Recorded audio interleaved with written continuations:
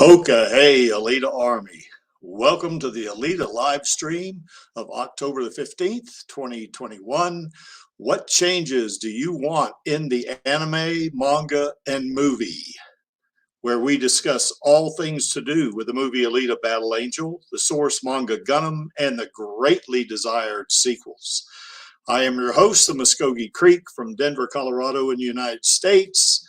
And it looks like I'm going solo so far. I think we're going to have a couple of folks come on a little bit later. But anyway, what we want to talk about is not just changes for change's sake. This is going to set us up for either a series or sequels or additional manga. I believe, I think there is another volume out right now. And I know I've read halfway through volume 7.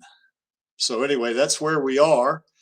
And yeah, my co-host Angelus, he's at work, so he's not going to make it today. I think Max Tac Jirai is going to be on in a little bit, and probably Den will be here too, and likely Chaos might be on. So anyway, this is what the topic for today is.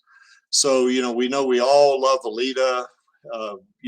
And I think various Alita Army members will have, different preferences. Some like movie Alita, some like manga Alita, some like anime Alita. But I think it doesn't matter, or some like all three. It doesn't matter. We're all Alita fans. We're all in the Alita Army, and it doesn't matter if you've never read the manga, or it doesn't matter if you've never seen the anime. And you've only seen the movie, or let's say you've only read the manga, it doesn't matter. You're still in the Alita Army, and we still all love Alita. So anyway, I put a link in the chat. If you want to come on and talk about Alita, by all means do so. And here's what we're going to be talking about today.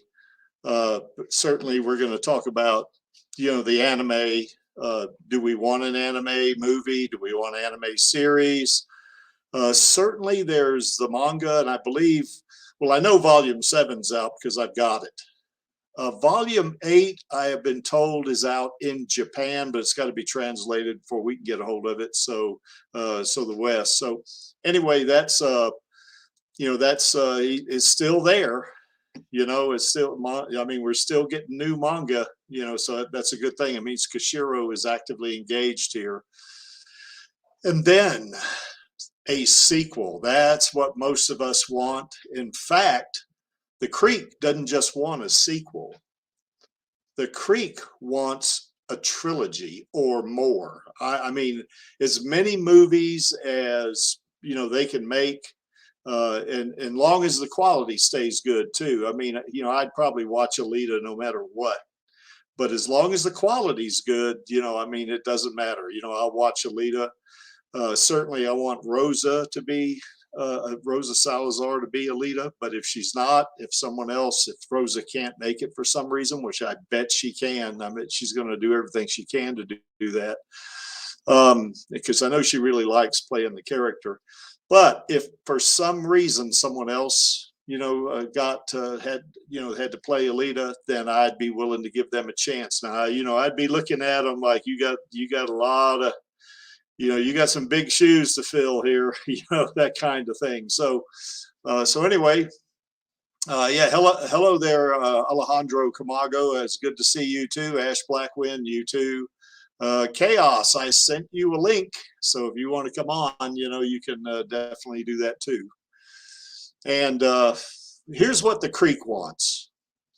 The Creek actually wants, I want all three of these actually, but what the Creek wants is, I want an anime series, and what I would like to see in an anime series is going to be sort of like a prequel. And it could be more than one series. In other words, it could be a prequel. It could be a couple of prequels. There could be a prequel for like the Mars Chronicles as an example. There is a ton of, certainly from the, 8 volumes now that are out of Mars Chronicles. I mean, who knows how many years you can go with series on that. But even there's the novelization Iron City, before the movie came out. And we just got joined by Max Dry. Hello there, Maxie. Hoi hoi, how's it going? Okay, hey Maxie, it's going pretty good.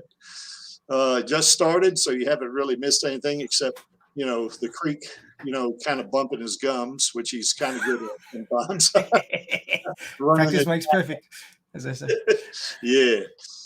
So anyway, I was just telling everybody that the Creek wants to see anime series, with Mars Chronicles.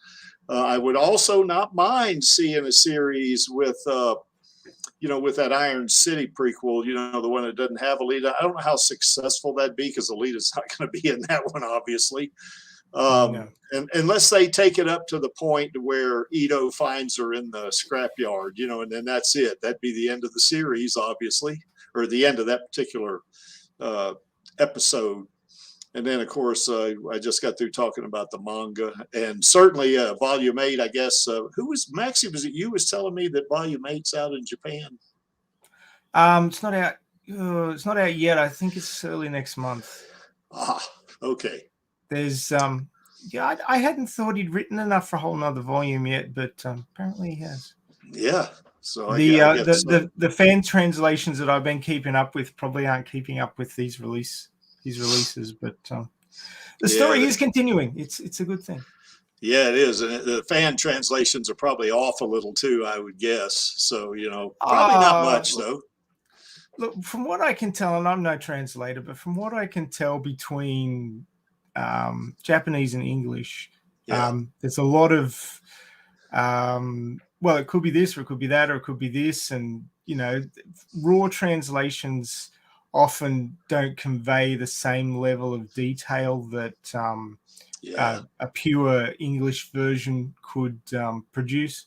Yeah, and the thing is, a lot of stuff that's released in manga and anime is written in simplified kanji, which is simplified Japanese. It's probably more prevalent now than sort of the classic Japanese. And you could compare it to, I mean, in English we have 26 characters and 10 numbers. And that's it. That's all we got. And then we just got, commas and all that sort of punctuation stuff. Yeah. And welcome, Alejandro. Alejandro, if you could mute your, I guess you got it going on YouTube as well as here on the stream. So, ¿Cómo está, Alejandro? How are you doing? Hello, Creek. What's happening with you?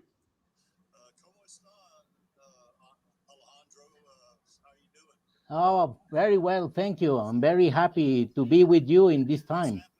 Yes, it's good to have you on board. So here to talk about Alita, because that's what we're going to do. We're going to talk about what we want to see in either anime, manga, or movie, or as Maxie would say, manga.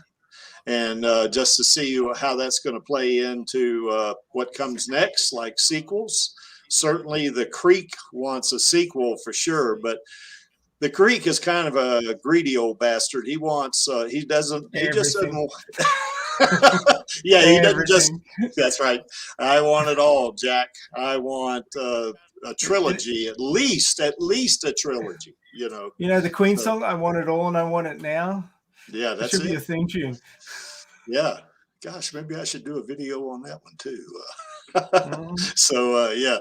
But, I guess let me finish up here with what I want in the movie, and then Alejandro, you can tell us what you want, and then of course Maxie can chime in too. Can I just finish my point before we move on? Oh, sure. Yeah, I'm sorry. Yeah, go ahead. I mean, we had a guest come in, so I didn't mind, but I just want to finish my point. So, in English, we have words that don't get used very often, and you have to go and look them up sometimes because they're just not in use.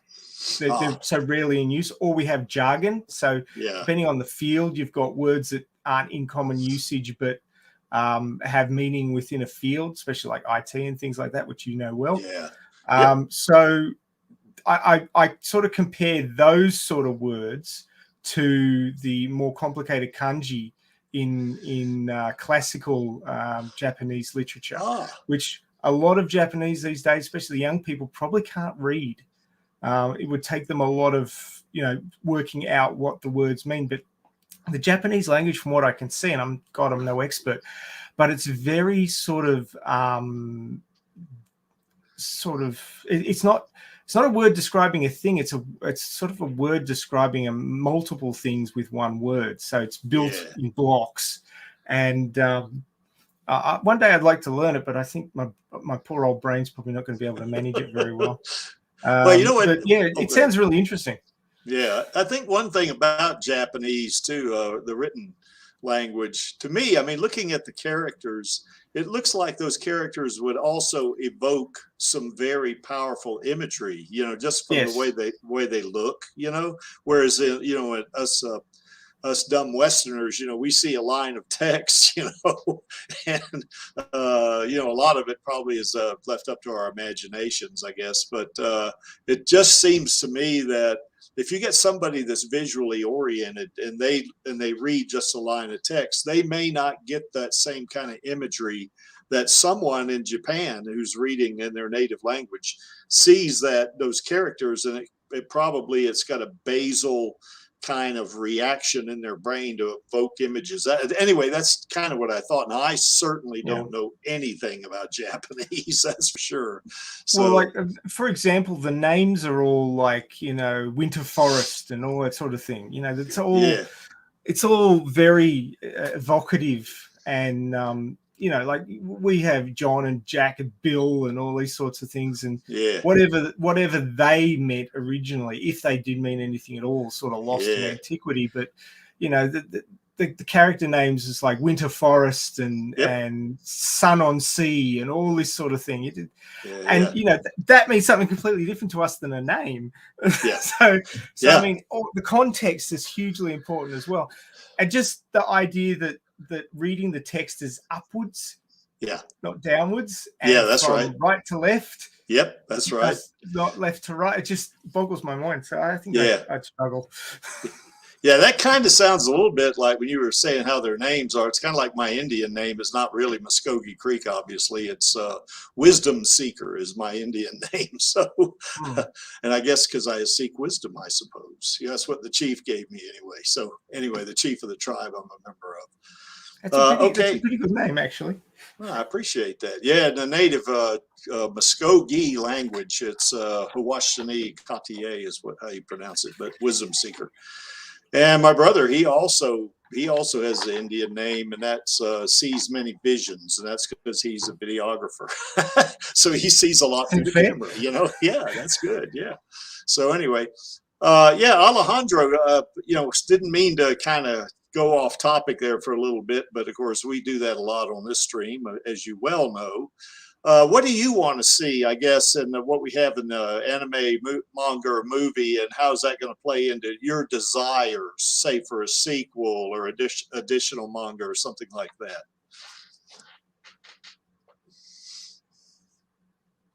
I think you're muted there, Alejandro.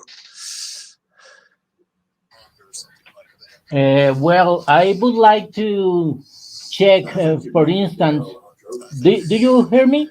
Yeah, I hear you fine. Yeah. Well, I would like to check, for instance. Yeah, you might want to mute the background noise you got there. It sounds like you've got YouTube. So mute that one and just stay on this. I hear myself twice, but I'm going to try to say what I think. Okay.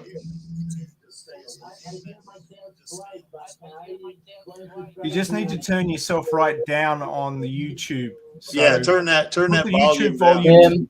I think one of the very big conflict between the metallic body of the berserker body of Alita and his brain as a woman is the conception of what is the possibility as a woman can really do, for instance, for a person who she's loved, or maybe the possibility of she to be a mother like a children Oh, and have kids, but this okay. is impossible for the Berserker body. So I Yeah, think it could be a very interesting conflict between the woman brain and the Berserker body. yeah. We've talked about that, haven't we, Maxie, on a couple of Oh yeah. streams, whether Alita could have children. Certainly in her human body, she definitely can have children. Because she's a human being Yeah, in that body. once a human brain gets to the end of the Last Order series, Yeah, I think that's on the cards again. yeah. Yeah, definitely. Her in Figure 4 could have kids. Now her in her cyborg body, I don't think. How would you, to put it delicately? I don't think she's equipped for that kind of endeavor, as they would say. I think in most okay, depends which one. Obviously not the doll body. According to the novelization, which was taken from the original R-rated version of the script, she states that she's fully capable of doing it, but obviously not. I doubt the capabilities there to pass on genes and do all the biological part. Yeah. I wonder about the Imaginos body. I wonder if that could do the Imaginos body can do anything you can imagine. So yeah, I'm sure she can imagine that. Yeah. But I doubt again, it doesn't have the cells required to create a new life as it is done. We won't go into the details. If you don't know, you should go look it up. I'm sure it's on YouTube somewhere. But I don't want you to get yeeted. But yeah, I mean, I think depending on the version and depending on the body, sometimes she can and sometimes she can't. But I don't think she's that interested. In fact, I don't. I would have to say that her brain is a virgin, from what we know, because obviously having had a cyborg body since she was very young, she probably didn't get into that, and obviously she's been very busy fighting wars and stuff, so she probably hasn't got into that. I mean, Hugo was theoretically her first love, but there's people who profess their love to her in the non-canonical ending, flashbacks, but well, she stabbed him in the face. Yeah, exactly. She didn't let him down easy. Yeah, that's right. Yeah, that's a hell of a way to break up with somebody, isn't it? Well, yeah, pretty much. I don't recall her getting romantically inclined with anybody in the Mars Chronicles. Now, I don't think she did. I don't remember that. Well, from what we've seen in Mars Chronicles so far, she's either been like after Zot and too busy, and there's nobody there she's interested in. Like that version of Alita's walked away from her feelings for Figure 4, because he's there with biological Alita, and she's like, this Alita's gone off to do her own thing because she knows that biological Alita's the one that's got the rights to the flesh boy. That's right. She's got other things she's got to do, so she's to do that. What's interesting about that, though, I still think she acknowledges that what that promise that she made. You remember when she left him in Alhambra, that she left him, and she said, well, first she said no cheating, so that kind of led me to believe she had every intention of coming back, Oh yeah. But it seems to me, though, she really valued their relationship, to the point where she said, there's one problem, the most important one of all, that I cannot keep, or something like that along those lines. So I think she really, there may be a little bit of regret or whatever, that she can't keep it, but I think, you're right. I think she says, okay, well, biological Alita, is going to, I hope she forgets all about wars and just knows happiness and stuff like that, So I think she came to terms with it at very least, Yeah. But obviously in the flashback in Mars Chronicles, she's not old enough for any of that yet. So. Yeah, that's right. Well, mostly in Mars Chronicles, she's a little kid. So, she's not, she's not, how would you say, mentally prepared or emotionally prepared for any of that kind of stuff, you know, except in volume 2, obviously. And then, yeah, everything post Zot, you know, that's right. But I think most of the volumes in the Mars Chronicle are, you know, she's a little kid of, you know, who knows, anywhere from 3 to 6 years old or something like that, you know. I really would like him to fast forward a little bit and get to yes, her training and her teenage years. That yes would be interesting. Oh, yes, it will. And hopefully that'll be that's on my list of what I want. Oh, yeah. Oh, yeah. I mean, sure. Chibi Lita's fine. Like little baby Lita, she's fine, but we've had heaps of them, like volumes and volumes and volumes. Let's just move it on. Yeah, she has a long, long childhood in that manga. Yeah, she does. Alejandro, have you read the manga?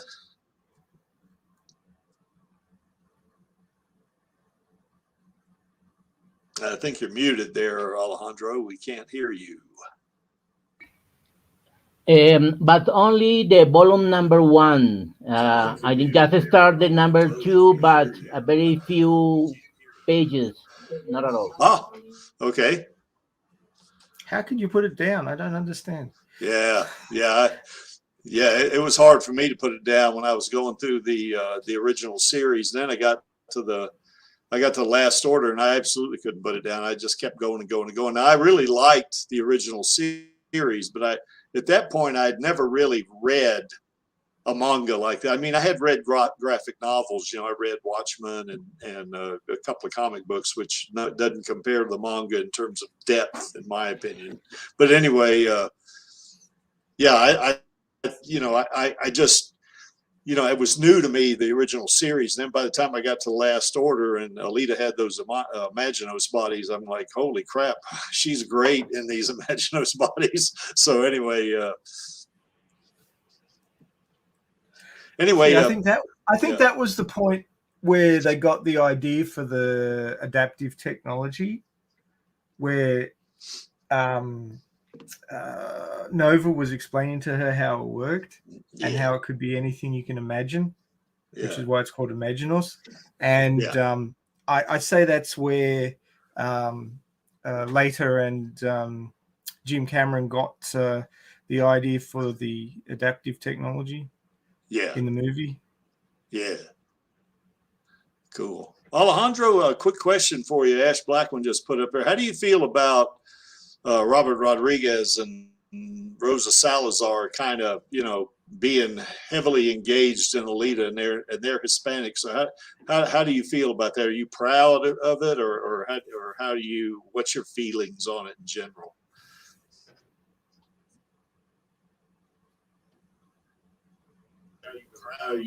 What's your feelings on it in general?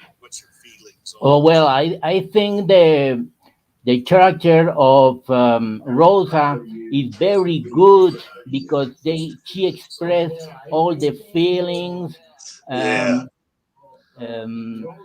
passion of the woman for the thing that she believes and she loves too.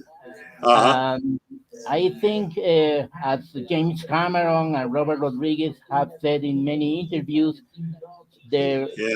Rosa had a very, very good interpretation of all the world inside of Alita because she had the passion of the Latin woman.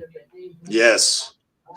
Yeah, you're absolutely right. As a matter of fact, I remember seeing I guess there was a interview with her and Robert Rodriguez where, you know, she evidently nailed her audition. I mean, she just really did great. And, you know, she said that she made Robert cry. Her audition was so good, you know. So, and you know, she said that she made Robert cry. Her audition was so good. And you know, yeah, Alejandro, do you have a YouTube up? Can you hear me?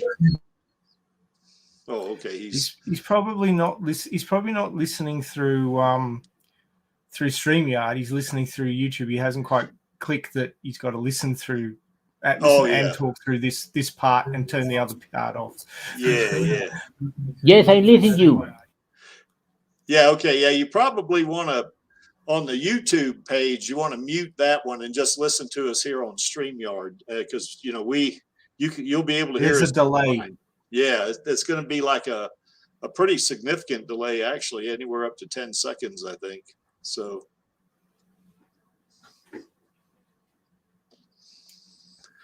So anyway, let me get back to what Creek wants, of course. Creek wants at least, and I say at least, I mean, I'm going to be pissed if I only get a sequel and then we go back 3 or 4 years and we don't have Alita 3. I'm going to be upset about that. But they'll at least slake, is to put it in I guess Captain Barbossa's vernacular in Pirates of the Caribbean, they can slake my lust for Alita sequels by giving me one, but that'll only last for like a couple of years maybe, and then I'm going to want to see another one. So, I'm going to want to see at least. Well, I got to have that sequel, but I got to have at least a trilogy, at least. Hey, Creek, have you read any more of my fan novel yet? No, man, I haven't. I've been reading.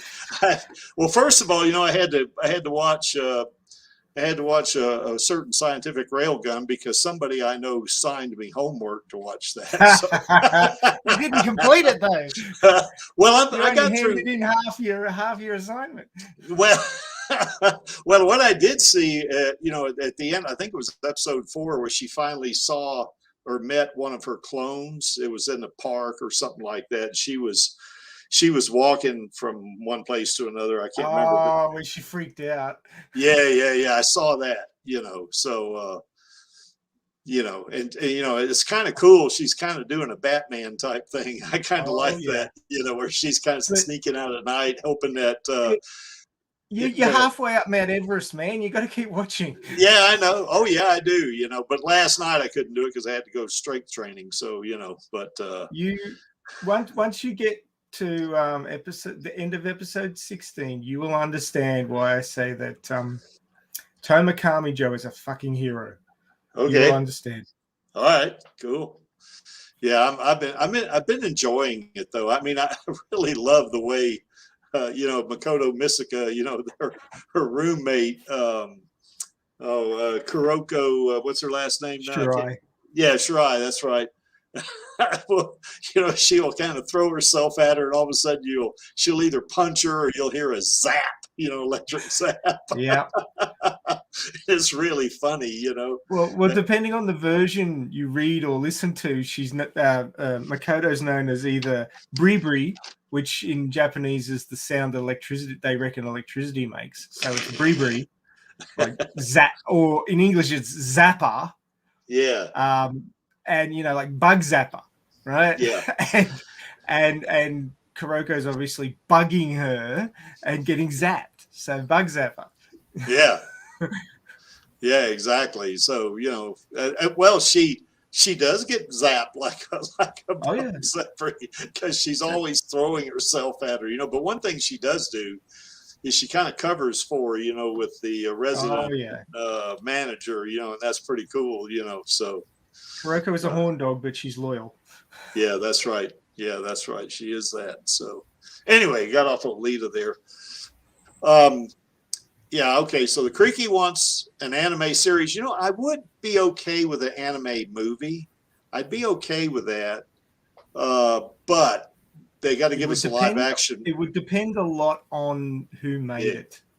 Yeah, I think so. I've been watching and reading some things about anime production and what can happen, especially if you're not well known. I mean, obviously, Alita is well known, and if Disney was putting up the money for it, I think they'd do a good job. But there's this thing that happens where if someone pulls out of an anime arrangement because they're not happy with what's going on, then there's an empty slot and they've got to fill it. And oftentimes they'll just grab some noob light novel writer and do his. And if the if the anime studio's got a really strong product that they're working on, they'll drag people off the filler to that, and you can end up getting some really shoddy jobs done. Yeah. Which, you know, happens in industry all the time, that the thing that's most popular gets all the resources. Yeah. Which is a shame. So it means that there's a lot of shit anime out there that's just filler that could have been good if they just put the resources into it. Yeah, well, I think one of the... Oh, go ahead. I'm sorry. And it ruins the chance of a new writer getting his stuff out there and getting it done well, which makes me kind of sad, because I think that's a bit rough. Well, I think one thing, though, we got to hedge against that, you know, with Alita is we got all the manga, you know, I mean, they can use that as a basis, and it's not a creation that so much as it is an adaptation, you know, of what's in the manga already. So, you know. Well, what you got to remember is that as far as we know, and we could be wrong, but Jim Cameron has creative control over Alita movies, right? Alita live action movies. Yep. But the rights for animation are in Disney's hands, not his. So if they were to do an animated series, we might end up with a woke mess, which could be, you know, end up having the same effect as an anime studio not putting enough oomph behind it. So I hope they don't do that. Golly, oh man, it's such a waste. You know, I'm a pretty socially conscious guy, but I'll tell you right now, that needs to stay out of movies. I think out of my movie anyway, because I consider Alita my movie. So hey, has June opened? Has June opened in the US yet? The new June movie? I'm not sure. I think it's supposed to open, I think later this month, maybe. I'm not sure about that. I have to, yeah, I don't know. So I know I've seen a couple of trailers on it. I know. Well, that, I keep seeing good things in the media, which could mean it's woke as hell, or it could mean that it's actually good and they're actually saying it's good. I don't know. But it's, from what I've heard, it's supposed to be really, really good.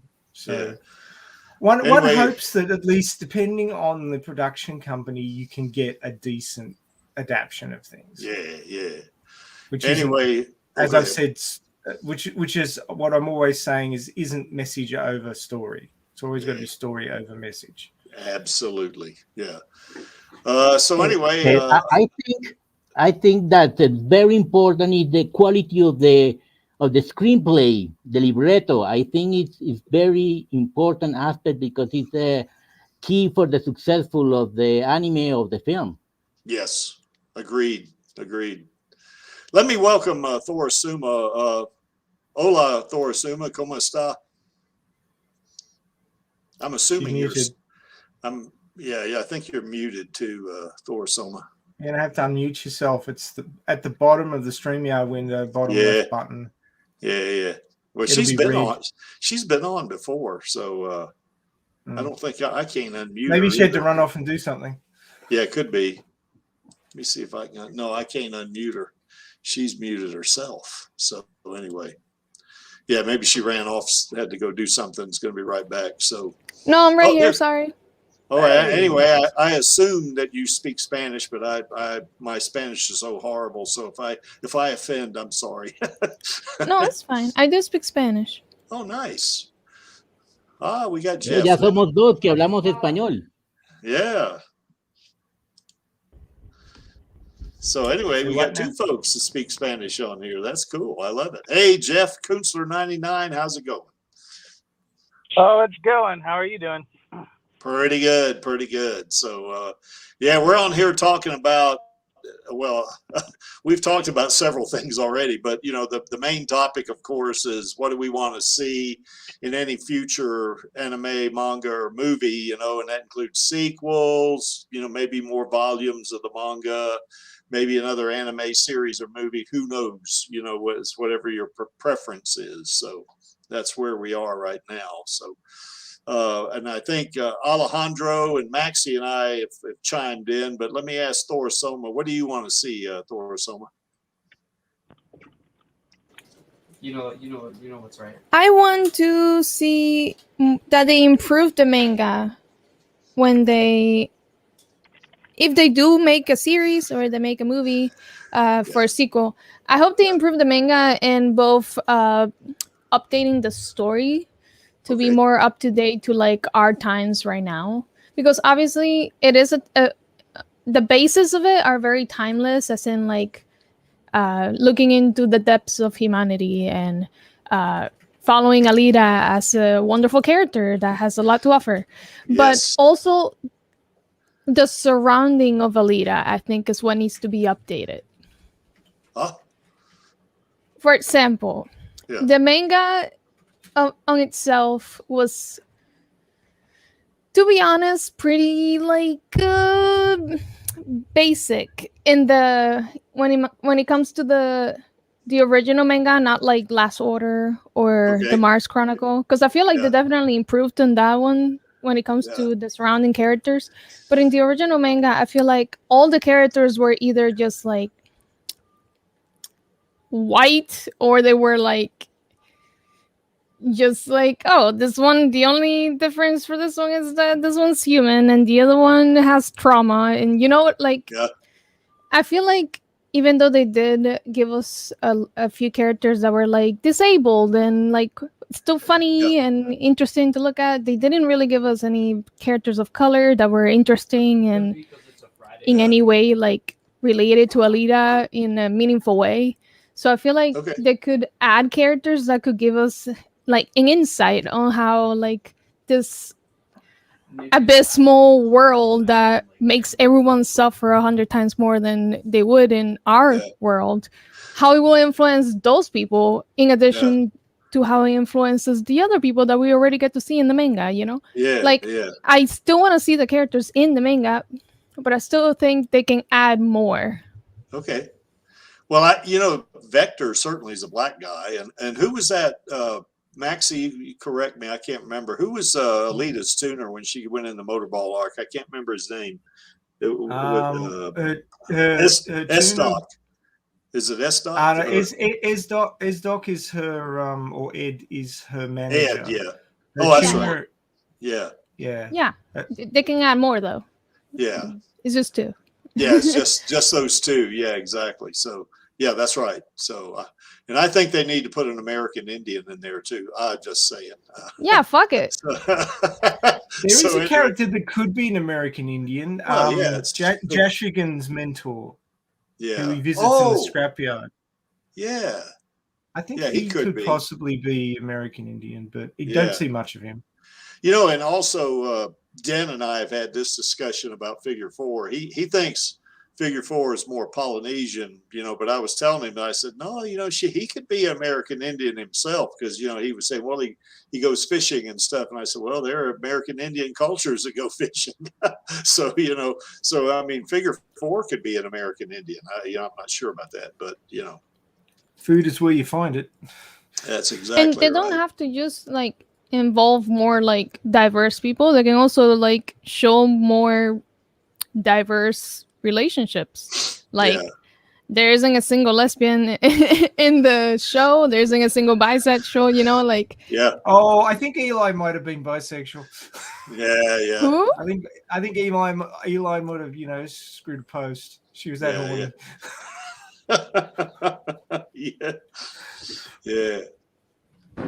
And Sax is trans too.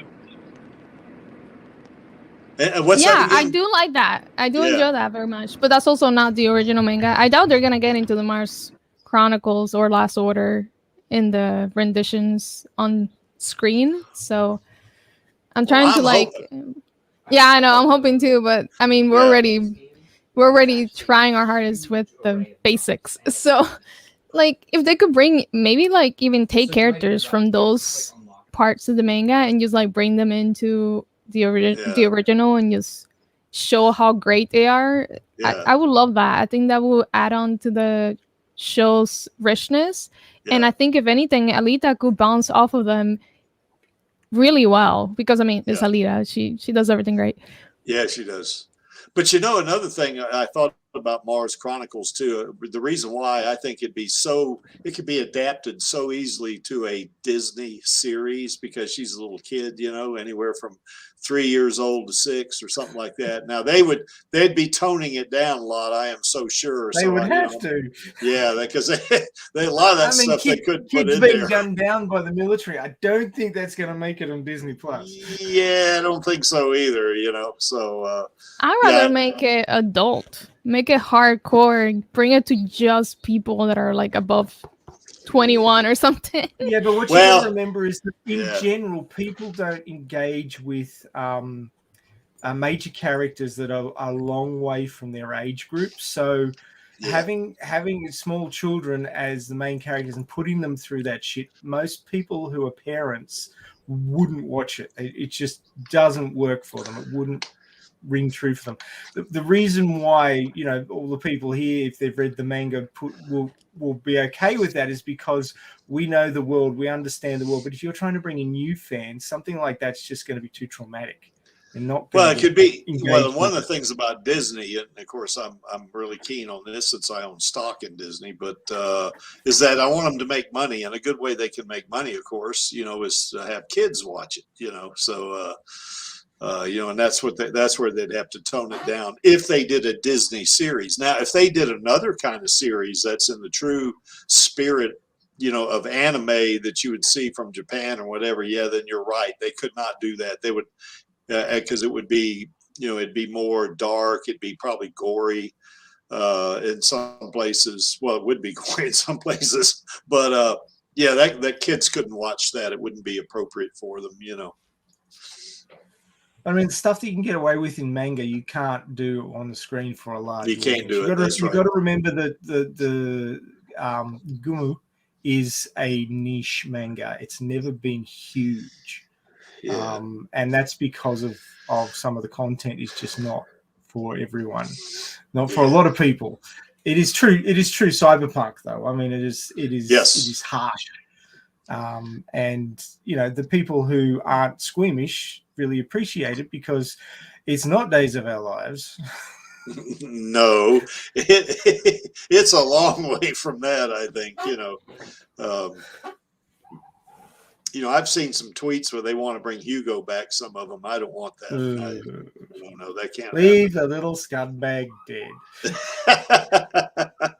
Well, when I watch the movie and I see Hugo die and I see her reaction, it's all, if like she was a real person, my heart would just sink for her, and it kind of does watching the movie because you get engaged. That's what's supposed to happen. Yeah, but I agree. As you can see by my PFP here, she can be happy with somebody else. So it's all good. Yep. Actually, Figure 4 is my favorite. So so he's. And I often jokingly say he's one of my descendants. So he matches her better. Yeah, he does. Wonder who they would cast as Figure 4. Oh, we've had whole streams on that. Oh, we've had a couple of 3 or 4 streams on that one. But I kind of, originally I thought The Rock, but I think he's not right for that. I like Jason Momoa. That's who I like. I think The Rock will do a good job. Well, I think he would too, and Dan wants Keanu Reeves, and I think Keanu Reeves would do a good job too. But I don't see it. You might need another fully digital character, and it would be getting expensive. Yeah, it would be. Yeah. Whereas with Jason Momoa, basically he is already. Oh, he's a Pacific Island descent, obviously, and then he would fit the part physically of Figure 4 because he's also big. He's big and buff. So anyway, I think that would work. And what would be so cool in a sequel like that, or saying it had to be it could be toward the middle of the second movie, where she meets Figure 4 and fights him. It'd be funny watching, Alita being played by Rosa beat up on Jason Momoa. But imagine her beating up The Rock. Well, it would be the same thing though, because in No. the manga, The Rock is Oh, yeah. bigger. Come on. Oh yeah, The Rock is bigger. I agree with you. I agree with that. But what I'm saying is they're both big, well-built guys. And But what I'm saying, that's what it's supposed to be. That's Panzerkunst. Yeah. It's for fighting larger opponents. Exactly right. But it would still, to me, I'd love it. Yeah, I'd love seeing it. You know, but it'd be kind of almost, to me, I'd be a little bit of funny in it. You know, but I mean, because she in the manga, she beats the crap out of him. You know, and I laugh every time I read those panels. You know, how he keeps getting up. You know, and she says, "What is wrong with this guy?" You know, it's just really funny. You know, to read that, and I'd probably have the same reaction if I saw it in the movie. You know? Okay, Kunstler, what do you want to see in any kind of movie or series or whatever? Hands down, I want to see Alita's core being punched through by. I'm having a really hard time remembering the name, and I know I shouldn't, but I had a long day. God damn it. Oh yeah. Yeah, the motorball punch. Yes. You know, basically where she's like defeated publicly for the first time. You know? Yeah. So I want to see that. I want to see the start of the Zapan arc for sure. At least the start of the Zapan arc, preferably when he's drug seeking and there's that crazy lady that is like a drug dealer. Then like Zapan just like kills her. That actually would be kind of a cool scene. I'd love to see that. Probably won't happen. Very gory. Yeah.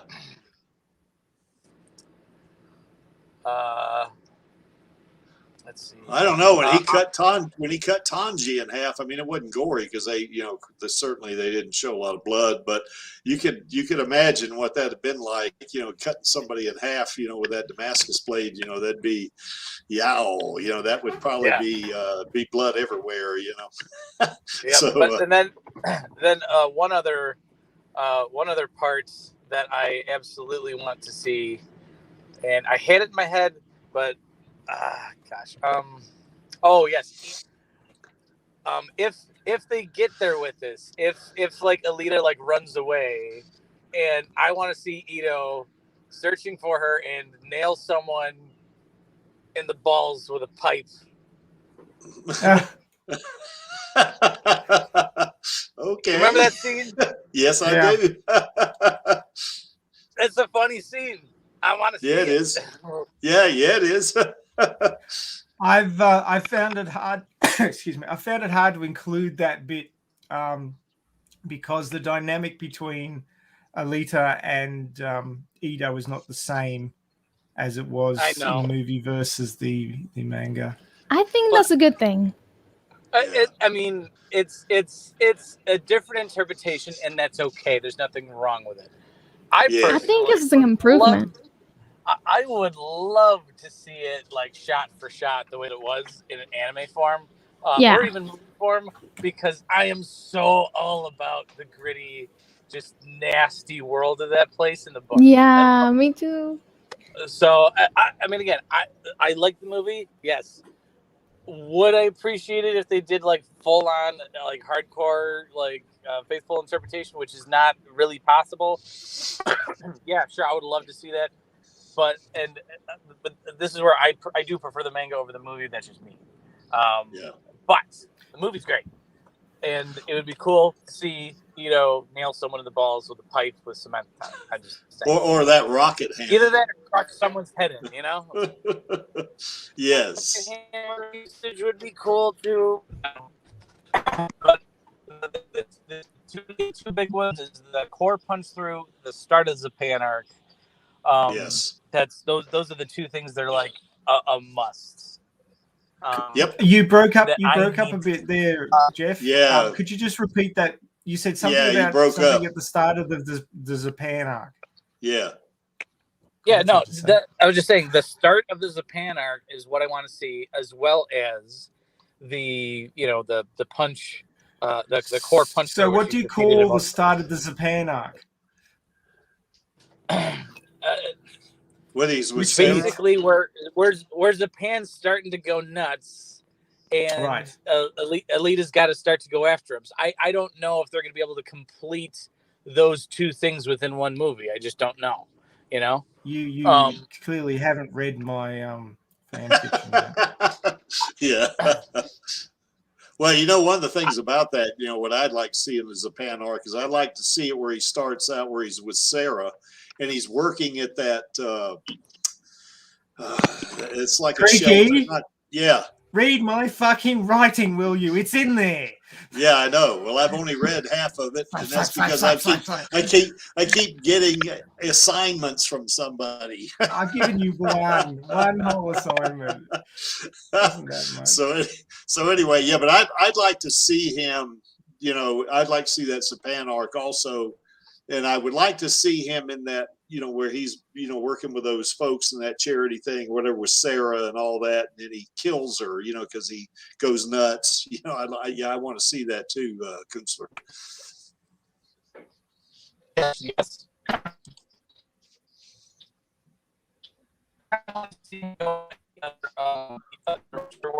Wow, you're really breaking up there, Kunstler. Yeah, we can't make out anything you said there. So if you could repeat it. Oh, he's a cyborg. He's a cyborg now. That's right. Yeah, we lost him. So he must have went through a dead spot. I assume he's going home. So, you know, that's probably what it is. And guess who's in the chat? Angelus. He's in the chat. So that's cool. So Angelus, I think Lottie has read some of the manga, so you know we might want to quit shaming him on it. Maybe. I hope that's right, Lottie. I didn't want to lie for you. So anyway, so I guess how about streaming, you guys? I mean, one of the things they did with that Black Widow movie is they did a theatrical release the same time they streamed it. How do y'all feel about that?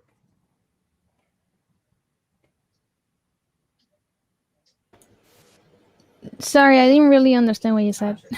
Well, when you know the movie Black Widow, right? Yeah, but I haven't watched it yet. Okay. Well, what they did was they not only did a theatrical release, it came out in the movies and stuff, but they also released it on their stream. They streamed the movie themselves. It's on Disney. So well, that's smart, especially with the COVID pandemic. Yeah, exactly. Anyway, Angelus, Lottie has read. He's up to the end of book 3, I guess, which is the end of Motorball. Is exactly right. So now, Lottie, you can go na na na na na. That's kind of what we did when we were kids. We'd say that. So anyway, so. Well, I think Alita could work very well in streaming. I think today it's a very good, successful in different country that is now in that kind of services, like in Germany in these days. Yeah, I think you're exactly right on that, because you still have people that are reticent to go to a theater. I mean, and it's just you're going to catch those folks too if you actually stream it. So from a business perspective, I think it's a pretty good idea. To do both. Now, I think, as I recall, Scarlett Johansson actually sued Disney over that for some reason. I don't know the details behind it, but and I think that lawsuit's either been settled or I don't know what's going on with it. But anyway, I think, some actors would probably think that they're not going to make the money on streaming as they would in a theatrical release. I don't know about that. I think, unless they get some specific stipulation in a contract that they get X number of dollars from theater receipts or something like that, who knows? And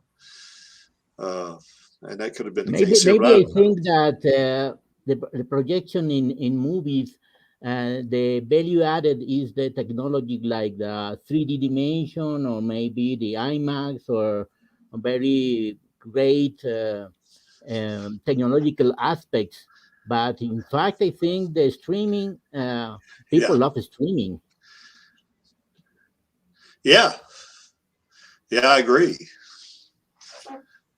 I think, if anything, having the possibility of the streaming platform is probably the best, not just because of the probably broader just crowd that you're probably going to pull in, but also because streaming services are very prone to having series because that brings the most watch time and in the most money because, I mean, you're there for multiple hours, multiple days. And, I mean, what is Alita better for than for a series, an anime, something like that, you know? So, if anything, it might be a good introduction into a platform that could provide that.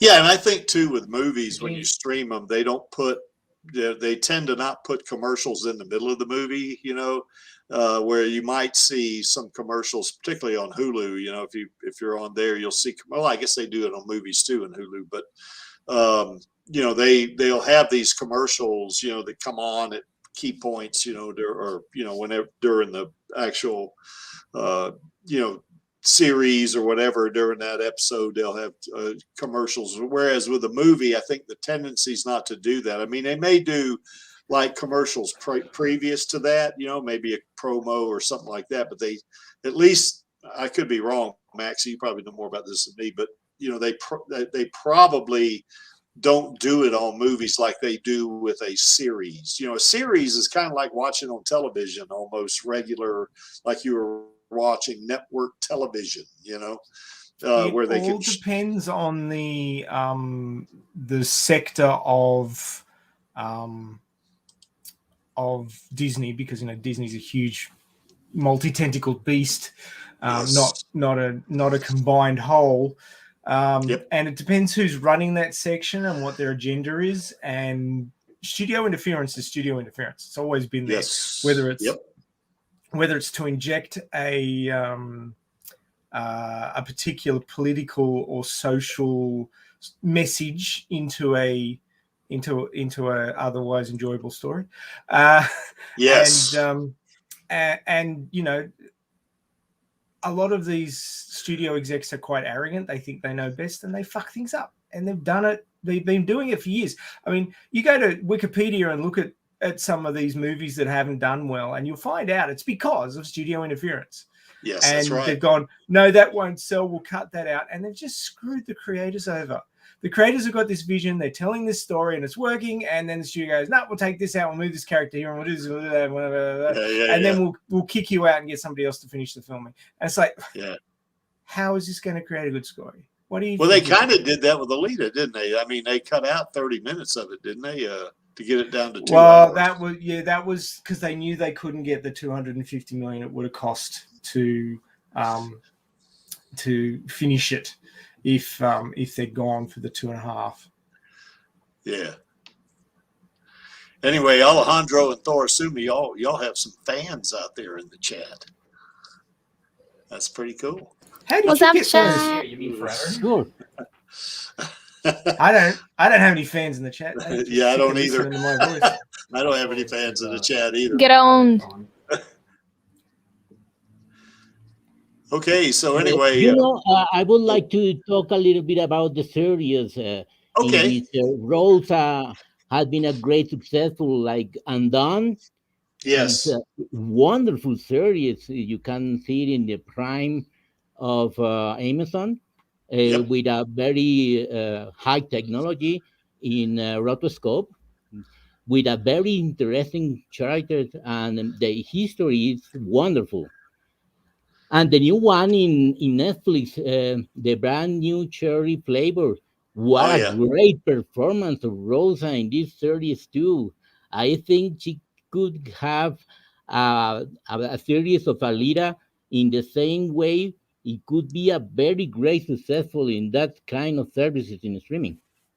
Rosa is a great actress in my estimation. I mean, golly, I mean, check it out when she was acting, you know, when she was doing Alita. I mean, her facial expressions, you know, I mean, her, you know, just the way she carried herself on set. And think about trying to act the part of a 14-year-old girl and then acting the part of a girl that's like, or lady, let me say lady, that's anywhere from 19 to 23 years old, you know. I mean, that to me, that's kind of a challenge, I would think, you know. By the way, Thor Suma had her cat up there, but her cat's gone now, so I guess that's the way that. Oh, there's the cat. Yeah, cool. He's just very dark, so he fades into darkness, and you can't tell that he's there. Yeah. But it's true. I almost named him Gally, but he's a boy, so. You could have named him Gary. Wasn't the cat that Ito had that died called Gally, and it was a boy? Yeah. Well, I thought it was a girl.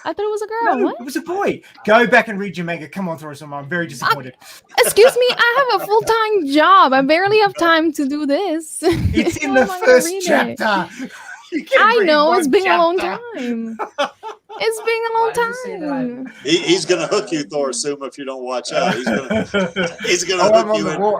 I'm on the warpath tonight. Yeah, you are. I controlled myself by not giving Gary another lick. You opened yourself up there for another gut punch, and I know. I get them frequently. You know. I'm not making friends today. I'm on Twitter at the moment as well, giving somebody my thoughts, and they're not good. Yeah. I give people my thoughts on politics sometimes, but we don't do that on the stream here. So anyway, which is a good thing. So sorry, Thor Suma. Everybody's allowed to make mistakes and have opinions that aren't necessarily backed up by the facts. That's fine. So you're telling me that Ito had a boy cat? Yeah. And then he rescued a very obviously femme cyborg. Yep. And then was like, you know what? You deserve my boy cat's name. Yep. Yeah. Well, if that's not based, I don't know what is. Ito's not far from Nova in sort of the mad scientist ranks, I don't think. No, that's right. He seems a lot friendly. But you got to remember that Ito in the manga enjoys killing.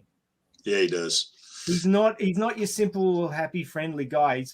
He's that on the surface, but he's got a lot of depth to him, and he may have done that for shits and giggles. I mean, you don't know.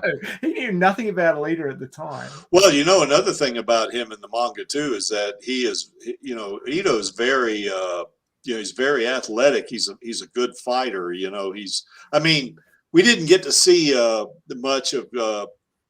Of Christoph Waltz doing that, except that one brief scene, you know, where he chopped off Romo's arm, but we didn't get the sense of how good a fighter he was, you know. But Ito in the manga, man, he's badass, you know. I mean, he in the manga, you know, he's the one that kills Vector, I think. So you know, and you know, he took I guess what he got, he took some edged weapon of some kind to the midsection, but he was bleeding profusely, but he still, I guess that's when they were fighting Makaku, wasn't it? Or, you know, and then he managed to get Alita back to his office, you know, to, you know, repair her, I guess. So he's badass. That guy is in the manga, you know, he definitely is. Yes, and remember that Ito killed another cyborg to get the part for Alita. Yes. Yeah, he was. That's exactly right. So he'd get parts. That's right. You know, that's exactly right.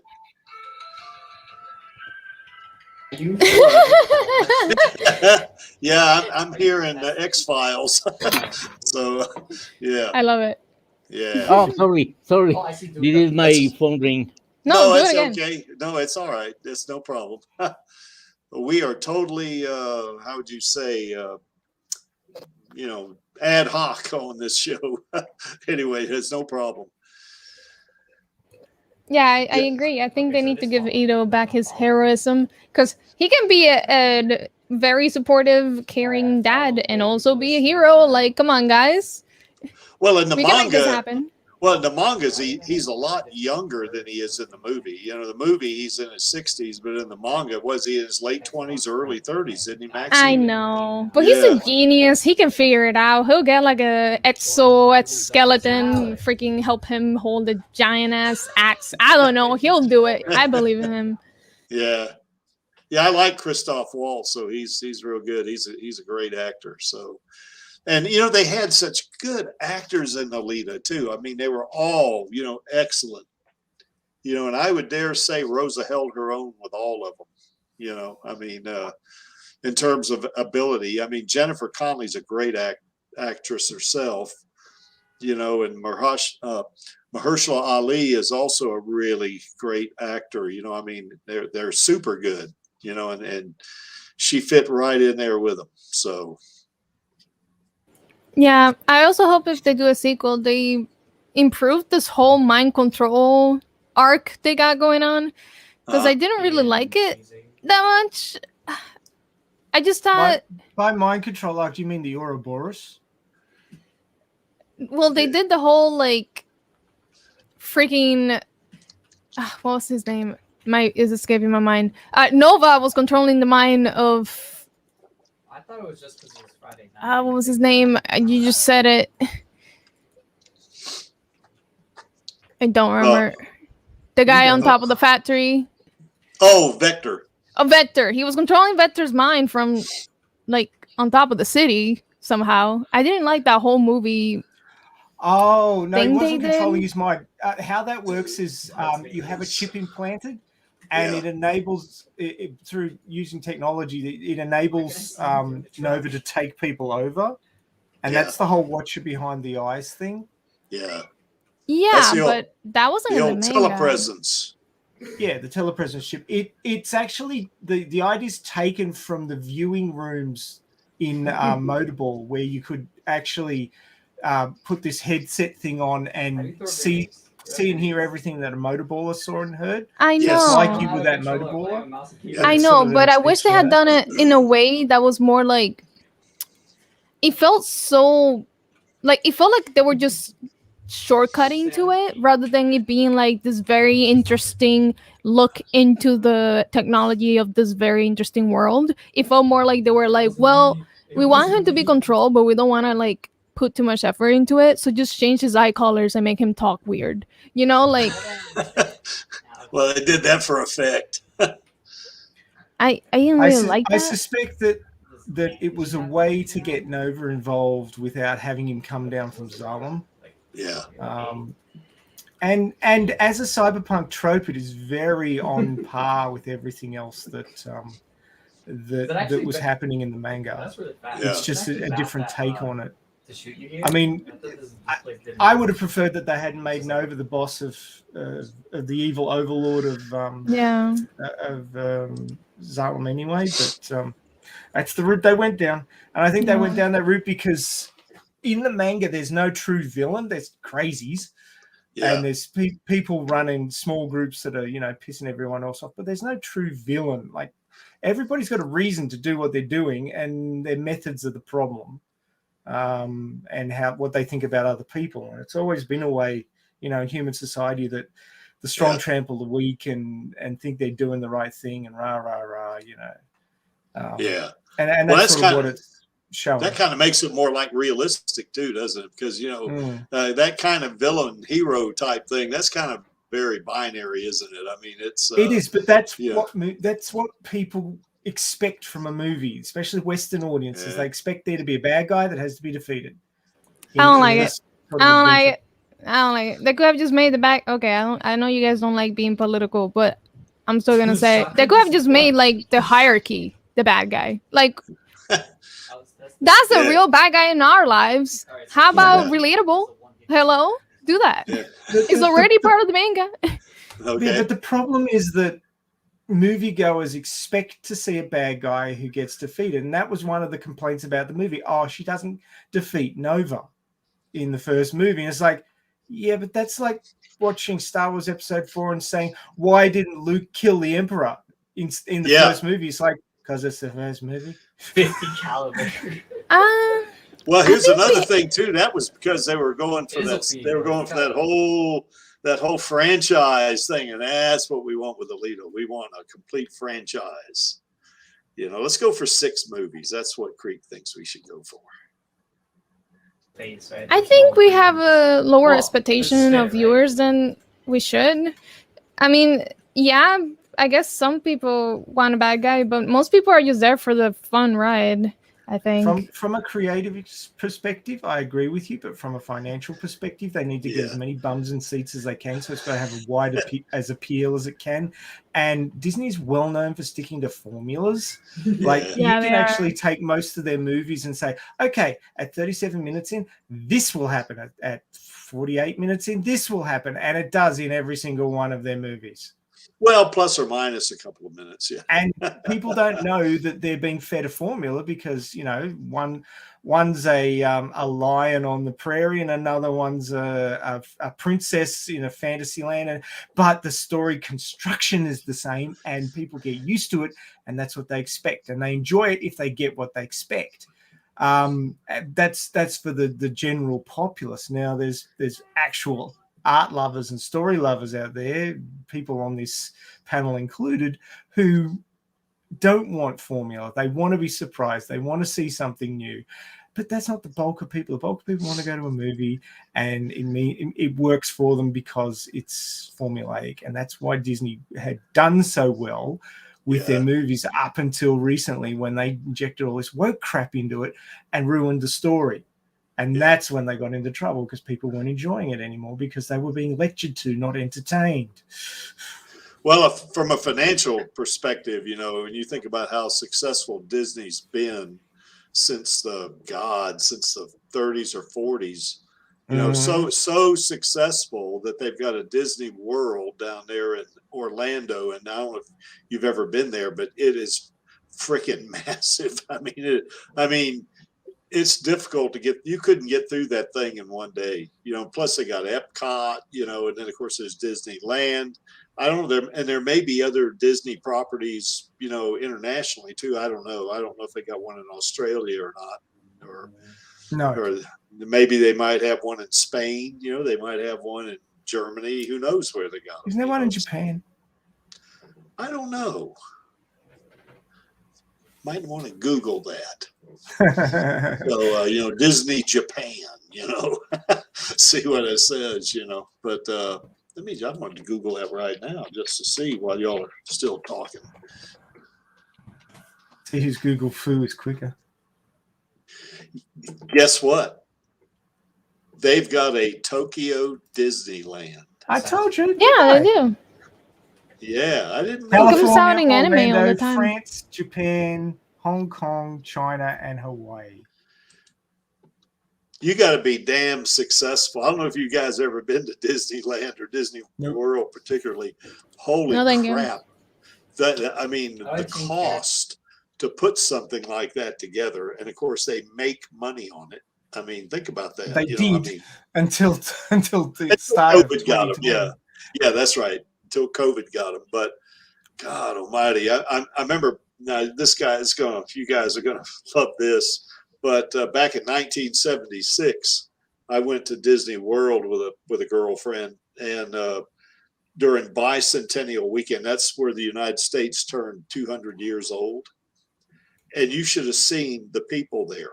I mean, they were not on the sidewalks; they were everywhere. They were even on the grass. It was just like wall to wall people, you know. And all these people are paying their money. Now, I'm sure it's not like that all the time, but just kind of gives you a perspective of what kind of money these folks make just on their theme parks, not counting their movies. You know, I mean, it's awesome. Apparently, they were planning to put a Disneyland in Australia in the 90s, but then they decided not to and denied any intention to ever open in Australia. Problem is with Australia is the population is just not big enough, and the transport networks aren't good enough to support something that requires the turnover of people to make a profit that Disneyland does. Yeah, what is it like? About 32 million people in Australia? Is that what it is? No, is it that 24 million? Yeah, and we're all sort of concentrated on the good bits because there's a lot of bad bits. Well, I thought I saw something on our news. They were comparing Florida to Australia in population size. And I think Florida's got 25 million, and they said 32 or 30 or 28 or whatever it was. I can't remember, but they could be wrong. They could be wrong.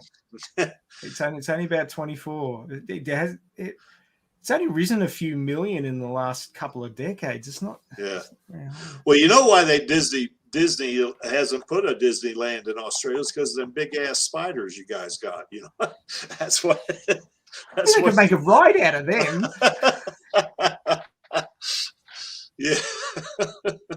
Yeah. Well, now you're a stockholder. You should suggest it again. Yeah. The current Australian population is estimated at 25,878,773. So my estimate was a few years old, but we're pushing 26 million, which is, a drop in the bucket. I mean, there's cities in the world with more people than that. Yeah, let me see what. Like Mexico City. Florida population was. And we're only 0.33% of the world's total population. The other problem is that we're all spread out. I mean, it's not. Urbanization is not nearly as impressive in Australia as it is everywhere else. Yeah, like in the States. Yeah, Florida's got 21.6 million. I just looked that up. So anyway, yeah, I didn't intend for the stream to become a geography lesson, but that's okay. I just want to know. Anybody got any thoughts about what do you think we can do? I mean, this is going a little off topic. What can we do, to get Disney off the dime? I mean, certainly. I mean, I've written them a couple of letters, and that I didn't hear anything because I just don't have enough shares, for them to consider me, worth. I actually have to go, but I'll be in the chat. Okay. Thanks for coming on, Thor Summer. Yeah, Thor Summer, thanks. Bye-bye. Come on anytime. We love talking to you. Yeah. Yeah. You should play some music. I saw some guitars in the background of you. Oh no. I'm very bad. Well, anyway, hasta luego. Hasta luego. Ciao. All righty. Ciao, hasta luego. So anyway, Maxi or Alejandro, what do you guys think? What do you think will have to happen for Alita to get her series or get her sequel or whatever? What do you, outside of COVID not being a problem anymore, what else do you think would have to happen? Well, I've been seeing tweets where certain members of the Alita army who will remain nameless have been suggesting that Alita could be the next big anime from Disney. Based on the fact that Disney is obviously going in that direction because they're very popular now. And they did that whole Star Wars short anime episode series, which I still haven't seen yet. But apparently it was very good. They've just, I think it was 1 or 2 new animes that they've ordered from Japan. So, I mean... they are getting into it. I think they're, dipping their toes in the water. And you would think that obviously the stars have aligned, that they have a property which has a solid fan base that's growing every day. They have the animation adaptation rights to it. And it comes from the place where they would get it made. So, come on, what else do you need? Yeah, well, if they're going to do an anime series, they don't need to wait for COVID to get over for that because they can stream that, Yeah, well, I mean, the cost of an anime is far below the cost of a live action movie with the incredibly heavy CGI that the first movie had. And I think that it would be a smart move if anybody over there has 2 brain cells to rub together with all this woke crap. But, it would be a smart move to consolidate and expand the fan base of the IP with an anime or 2, a well-written, well-sourced anime that fits into the movie world of Alita, but doesn't continue that story straight away. It's got to engage people and draw them in and make them love the character, and then they'll go back and watch the movie, and then they can make another movie and get enough bums on seats to pay for it. That's sort of like how I would see it going. But again, the hassle comes from people who are linear viewers. They want the story to continue. They can't go off someplace else and come back later. Yeah. I just hope they don't try to move the story directly forward. I'd love them to be able to, people want to know where she came from. So the obvious thing to do would be to do her training. Now, her training as an soldier would be obvious in that it's a prequel, so it's not going to push the story forward, but still going to fill in a gap. But then if they fill in that gap, if in the next movie they want to use flashbacks, it's got to match up with that, and it's no longer going to be a mystery that is unfolding as a background part of the main story because you've already told it. Yeah. So, and if those two productions, those two adaptions don't line up, that's going to cause a problem as well. Yeah. So, I mean, they've got certain hurdles to overcome to do it properly. And my concern is that, knowing how some people at Disney are, they don't love the property. They just want to pump something out and make money off it. Yep. That it will be done wrong and things will be stuffed up. Oh, I hope they don't do that. Mm-hmm. I mean, that's been the whole gripe. I mean, if Disney wasn't known for screwing things up the last decade, I mean, look what they did to Star Wars. That was a travesty. Oh, God, the last movie. I mean, like I've said on streams before, I am so glad I saw the last movie. But, I was disappointed in that movie. I mean. But it's not the last movie. It's the whole trilogy. You create a character that's a Mary Sue because woman power. I would have respected that character's arc much more if she'd struggled like really hard. Yeah. And had to overcome huge obstacles, lost people she loved and really suffered before she succeeded. I mean, that's an epic story. Even, you go back to the Iliad and all those sorts of things. Epic stories. That's what resonates with people.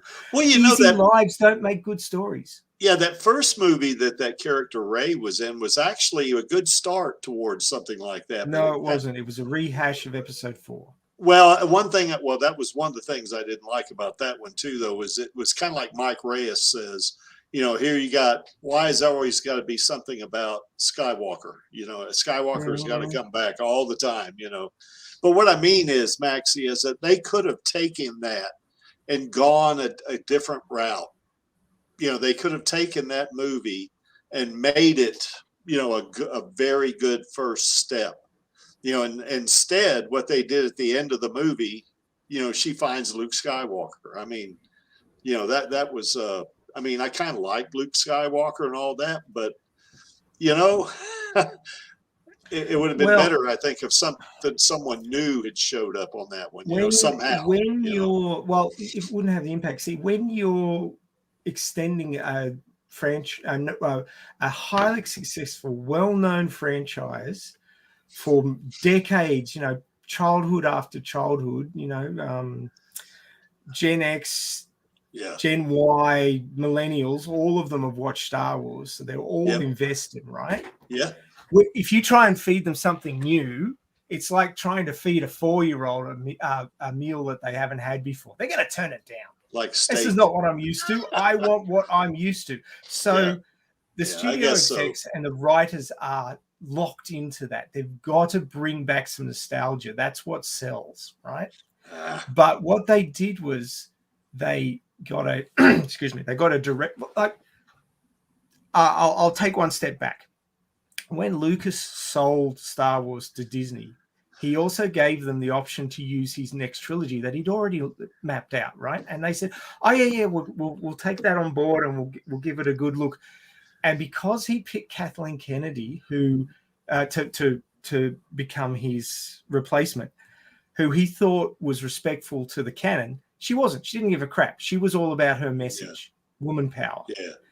And so she threw out everything he wrote, which was linked all the way back and had a logical follow-on. It was new material, new things happened. Yeah, it had Skywalkers in it because that's what the people want. They want to see Luke again. I mean, you look at what happened at the end of The Mandalorian season 2, and that just explains it. Everything I said in one fell swoop. Everybody lost their shit when a younger Luke Skywalker showed up because that's what they want to see. They want to see more of their favorite characters. You don't give kind them of like us and Alita, you've got to engage with. Kind of like you us can and slot, exactly, but you can slot in new characters and build them up, but you can't replace everybody. You can't have a whole new cast. Yeah. Ash Black. I mean, they kind of got away with it with The Mandalorian, but The Mandalorian is very tricky in that it was angled towards the Star Wars nerds in the lore nerds, not the character nerds. So that I separate the two, and you can be both. But a lot of the general audience is the character. They love the characters. They don't know a whole lot about the universe. They wouldn't notice if, the Mandalorian walks down an alley and there's this pole there that was actually in the trash compactor on the Death Star. Yeah. I recognized that. Oh, shit, look at that. But made its way onto the planet. Viewer wouldn't. Yeah. Ash Blackwind's got a good question there to kind of go. I want to address this one, then I want to ask Alejandro what he thinks about the whole thing about Disney. But what Ash is asking, I guess, is and Ash, you're absolutely right. I was a Trekkie. I wasn't a Trekkie. I was more what they called a Trekker. Trekkies are like totally, immersed, like ultimate subject matter experts stuff on Star Trek. And I did know Star Trek pretty well, but I wasn't quite that, but I was more of a Trekker. Now that said,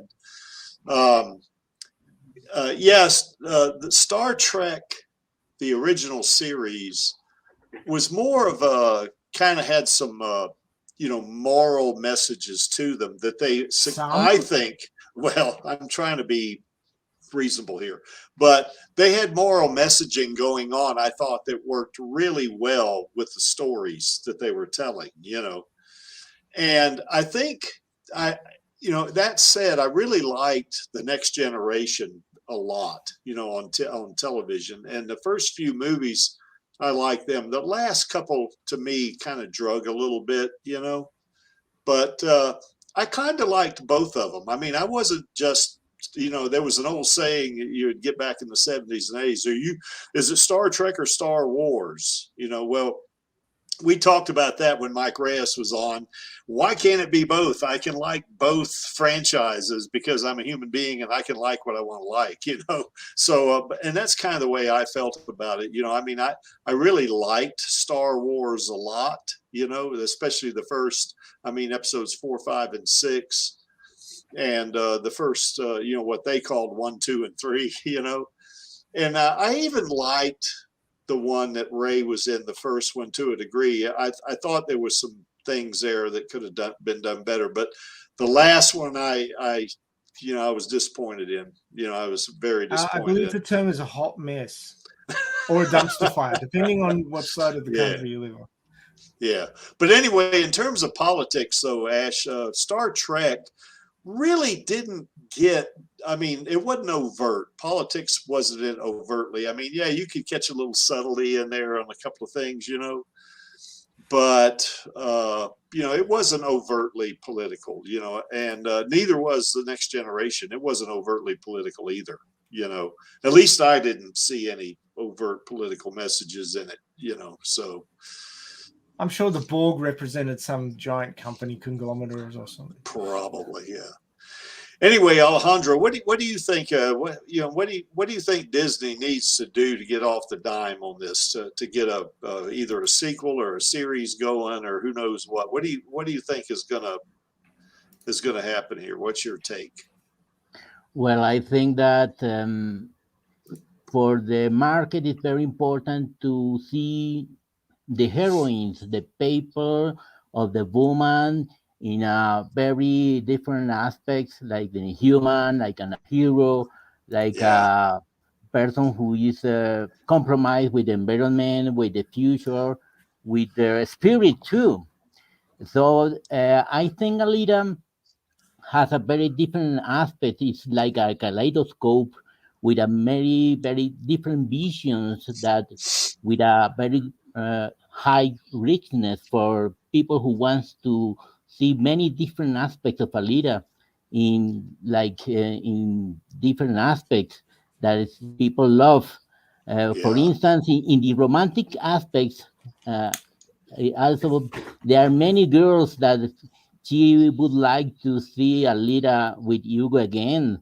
So maybe in the future, you can introduce some flashbacks of how Yeah. Hugo was training Alita for motorball or something Yeah. like that. And remember that Zelda talked to Alita and she said to her that you have the soul of the survivor. So there are Yes. very mystical and religious and spiritual aspect that they can develop in a sequel. So it could be expand the universe of considerations and philosophical aspects and human aspects of Alita, and grow in a very wide aspects of the humanity of this girl, and it can impact many people of all around the world. Yes. I agree with you. I wouldn't mind seeing Hugo in a flashback. That would be okay, I think. What I don't want to see is I don't want them to resurrect him because first of all, it's not in the manga, so that can't happen to me. Now, would the Creek stop watching Alita if they resurrected him? No, I wouldn't do it because I've fallen into that trap like Maxie was saying.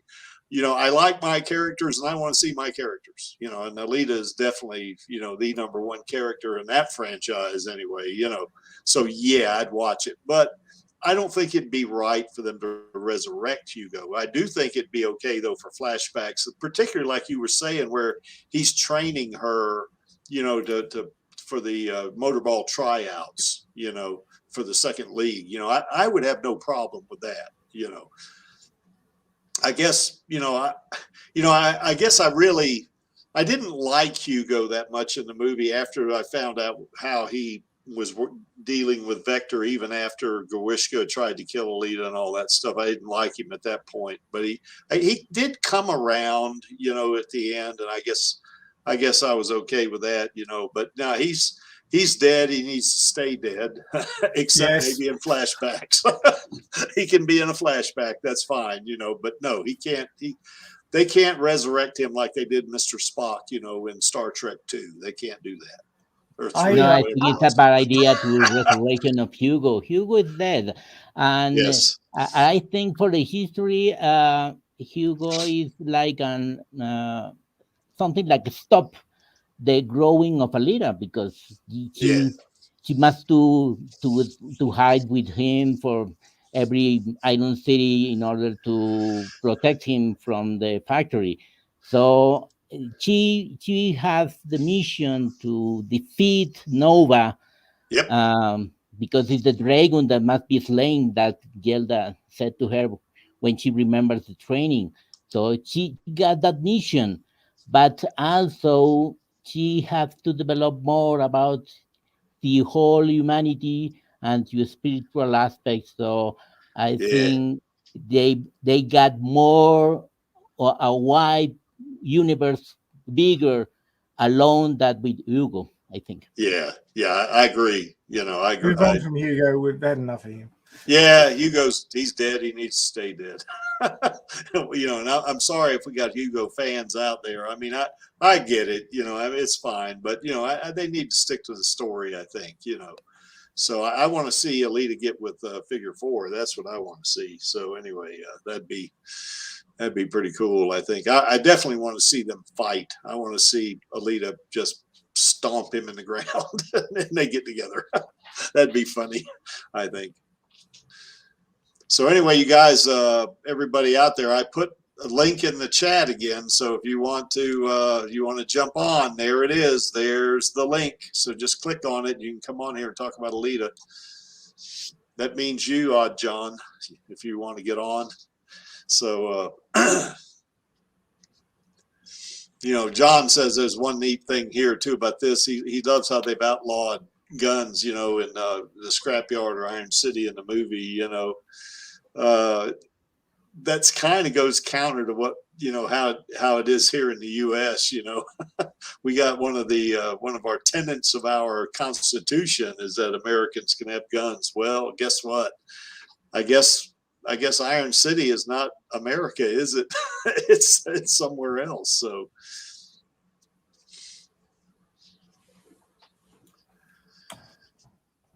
yeah, I want to see merch too, I guess. You know, that's pretty cool. You know, all kinds of different merch. You know, we got some now, but it's not part of the franchise. I mean, you see here and there, I guess. You know, I know one thing I do want to do is I want to get a picture of Alita and put it in my bar, because you know, one of the things I'm planning on having here is a party, and I'm going to have that Kansas sign on. I just can't wait for somebody to ask me, why have you got Kansas up there? And I can say, you got 30 minutes for me to explain, and, you know, and just kind of bore them to death. You know, that's what I do, I guess. So I think you would like to see Alita receiving military training, or maybe she could learn how to develop some strategic battles or something like that, like some sort of the fight in the moon or maybe in the Mars. It would be great. yes. Yeah, Thorasuma, if you ever get to the States, you know, you can come have a drink at my bar. Now, the Creek doesn't drink hard liquor anymore. I mean, I do drink beer. I have that, you know. So you do realize when we get a sequel, you're going to have some. Yes. Oh, I will. I'll definitely have a Kraken and Diet Coke, I guess. I don't know, something apparently like Kraken that. and ginger ale is the. Oh, okay. Yeah, that'd be good. Yeah, when we get that sequel, I definitely will have a Kraken and ginger ale. I'll be drinking it on the rocks though. Okay. Well, I'll do the same thing. So what we'll have to do is, when this happens, we'll have a special stream. We probably should do this on the Radio Chaos stream too. Have two streams. You know, my poor liver. Oh yeah, we'd all be drunk as hell, you know, on that damn on those streams, you know. Captain Slurry. Yeah. Oh, I'm so happy. We got a cigar. Thorasuma lives in the States. For some reason, I thought you lived in Spain. I don't know why I thought that. Maybe because you speak Spanish. Maybe, I guess. I don't know. So anyway, America, dude, catch up. Well, the Creek can be full of shit sometimes, so that's okay though. As long as you recognize that, it's all good. Yeah, that's right. That's exactly right. So, yeah, you know, we gotta. Yeah, I want to see Alita.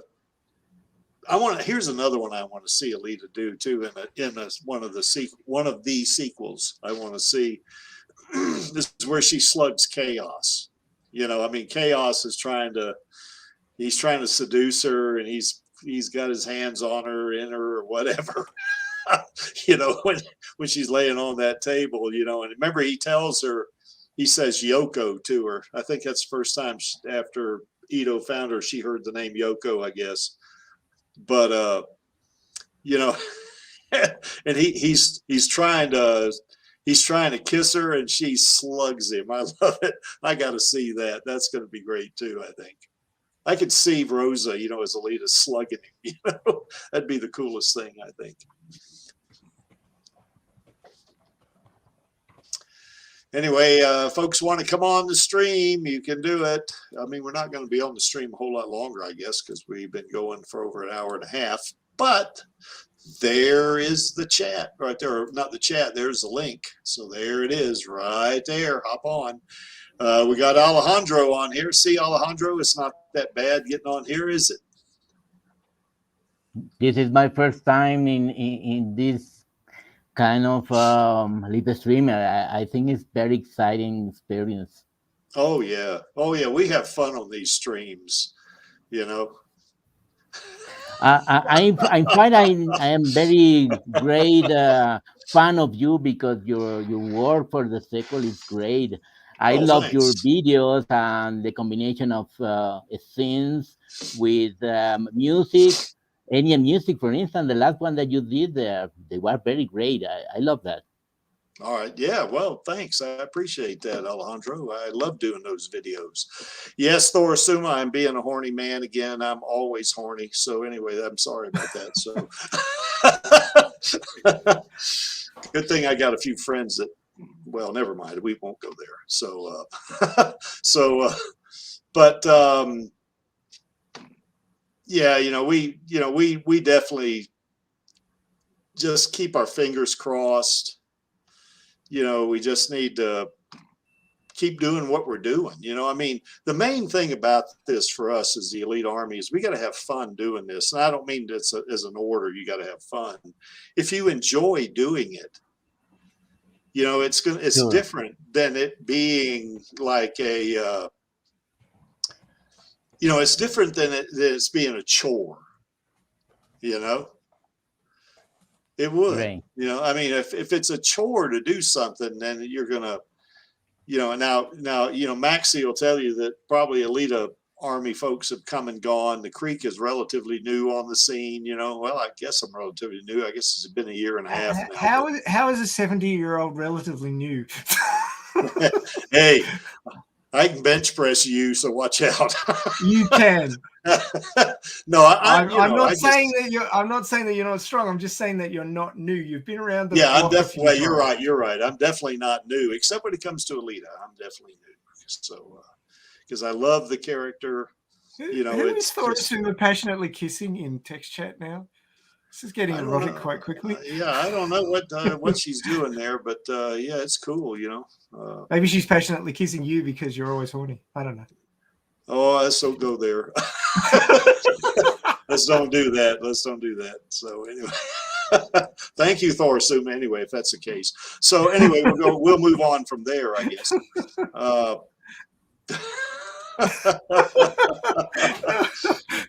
we do have fun. We do have fun on the streams, don't we? Yeah, we do. I appreciate it. Yeah. I'm sorry about that. I shouldn't go there. Nah, that's okay. We're having fun. That's all. Anyway, Thor Asuma, we're having fun. That's all it is. So yeah, I definitely want to see, Alita slug or beat the shit out of Figure 4 and then have a relationship with him. Then I want to see her slug Chaos. Actually, I think she slugs Chaos before she meets Figure 4. Yeah, so that's. No, it's not before. It's. When did she? Oh yeah, that's right. She meets him She meets Figure 4 and that guy. I can't remember Figure 4's wingman on the train, doesn't she? That dickhead. Yeah. Yeah. And then she meets Chaos. That's exactly right. Yeah. Okay. So. It's interleaved. It's not like two different arcs. So. Yeah, exactly. Yeah.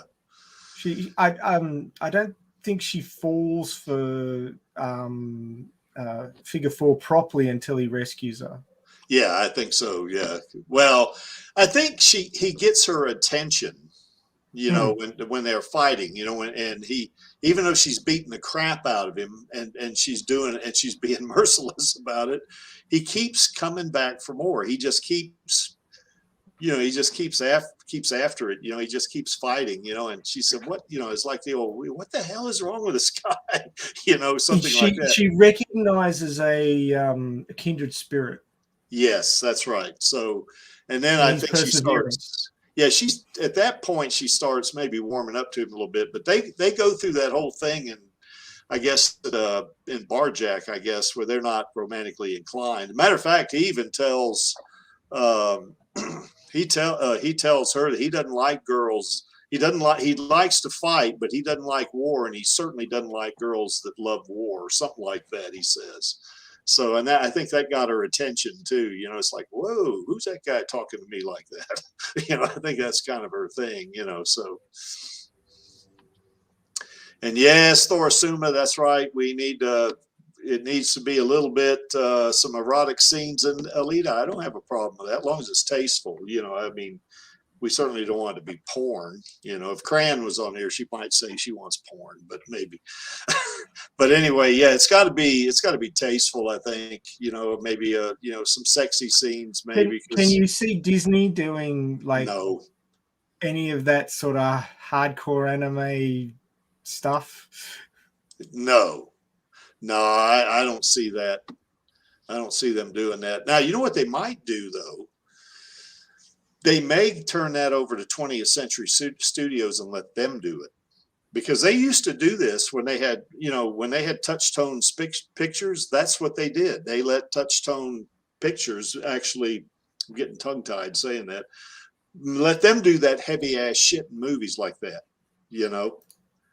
They didn't do that. They stuck to their Disney thing, but they let Touchstone do the heavy stuff, the stuff that, is maybe that's not as part of Disney's brand or whatever, and that's what they did. And they did that up into the 90s, maybe even the early 2000s. I can't remember when Touchstone dissolved, but, they could do that, and also, they also own Pixar. So if they want to do and Pixar does some really good stuff, they really do some good animation. They could put together a good Alita anime, I think they could do that pretty well. Because if you've ever seen The Incredibles, that's pretty good. What they did there. Both those Incredibles movies were pretty good, I think.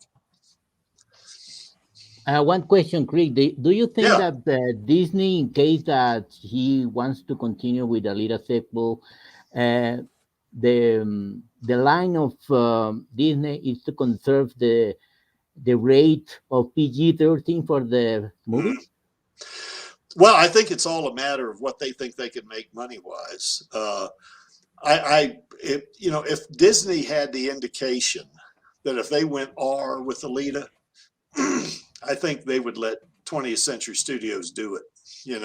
If they knew they were going to make, $1 billion or something like that or more, and it was going to have to be an R movie, I think it's to be a business decision. They'd say, yeah, let's do it. But we're going to let 20th Century do it. We're not going to do it. We'll let them do it and we'll stick with our thing.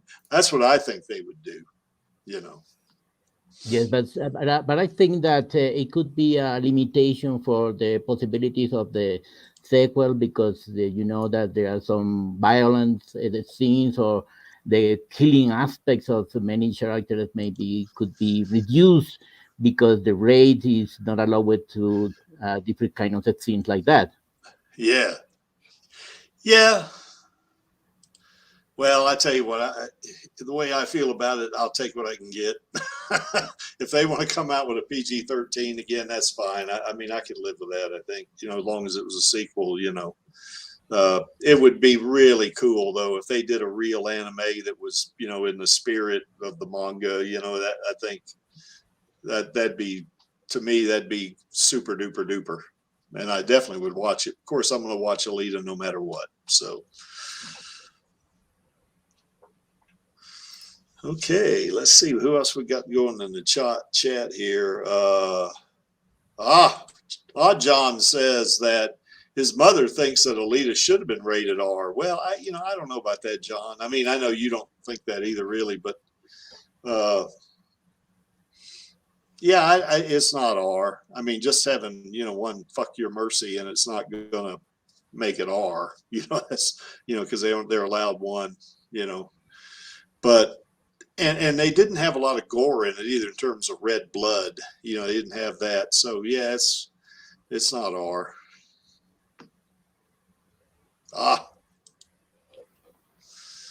Yeah, I'd love that. Thor Assume I'd love to see an R-rated Alita. That'd be great.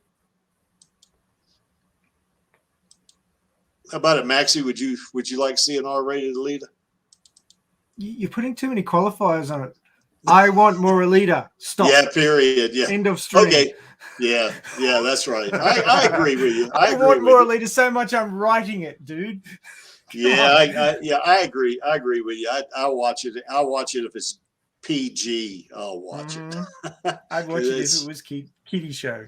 Yeah, I would too. That's why I was saying that they could do Mars Chronicles as an anime series on Disney Plus itself. They could do it. Because they did Frozen, they've done How to Train Your Dragon or whatever it was. That stuff. Did they do that one? I think they did. But anyway, they've done a lot of it. Certainly Pixar's done some stuff, you know, and that was child appropriate. So yeah, they can do it. They can definitely do it. You know, they did that one Star Wars series called The Bad Bunch. You know, it's about some mercenaries and stuff. They can do that kind of thing with Alita. So you got to play the long game. Today's kids are tomorrow's teenagers, which are next week's adults, right? Yep. And their tastes grow and change. So you get them in the door early with a kiddie version of Alita, and then they move up to the movie, and then they move up to the R-rated version, which, you know, has the full gamut of human experience, not just, you know, like everything edited. Yeah, it's pretty straightforward. I mean, you got to look at these things in the long game. That's the big problem with most people who are trying to make money, which is, you know, studio execs. All they think about is return over the shortest period.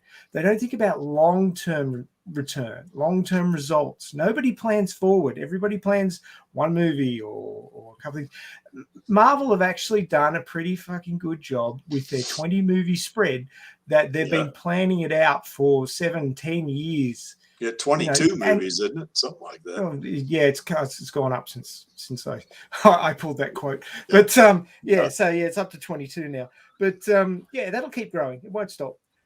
It might lose its freshness. In fact, you know, after this first major arc has ended with Infinity War, a lot of people, the non-hardcore fans or the non considerably interested, the nerds of Marvel will have walked away, but they could be coaxed back. It's not the end of the world. Nothing is permanent.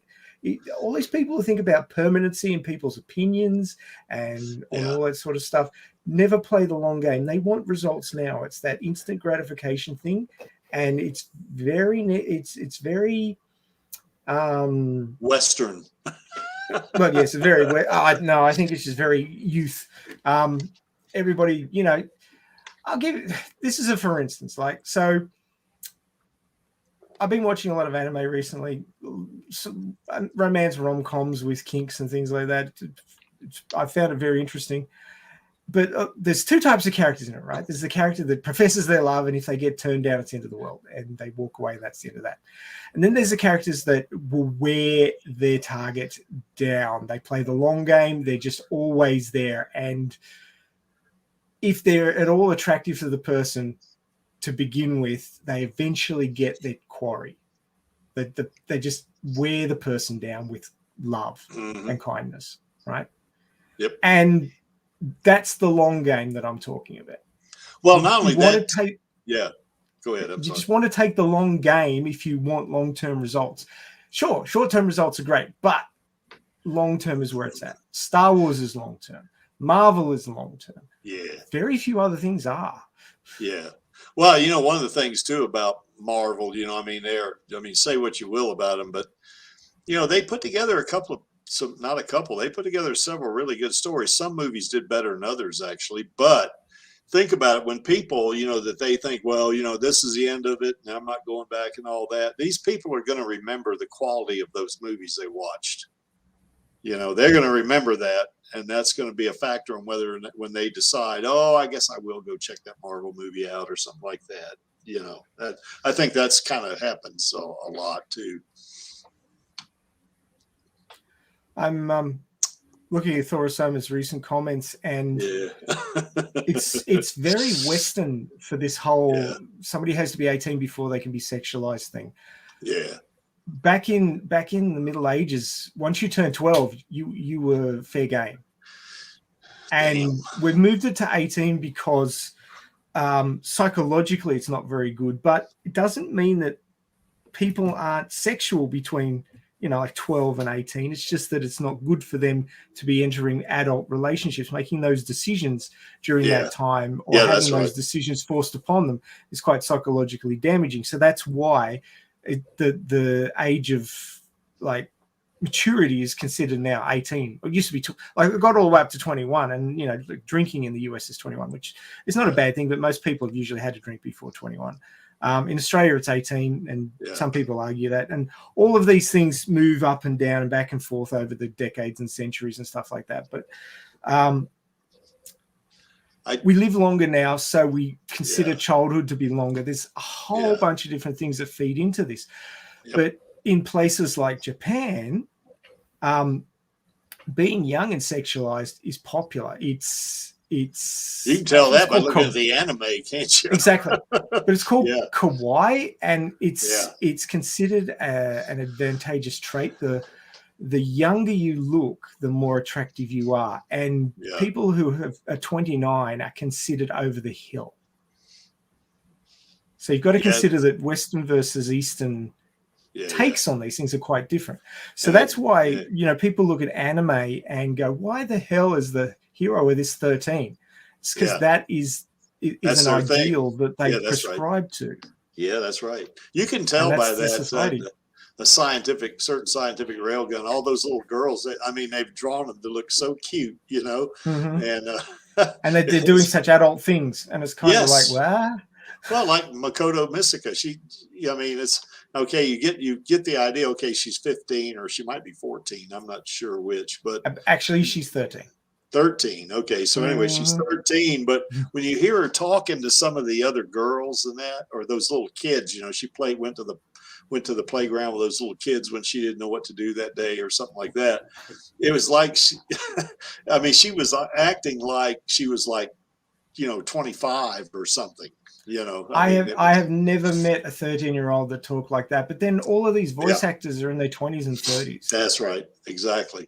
Now, so there's this real disconnect between what they're showing and what the actuality is, which is a problem.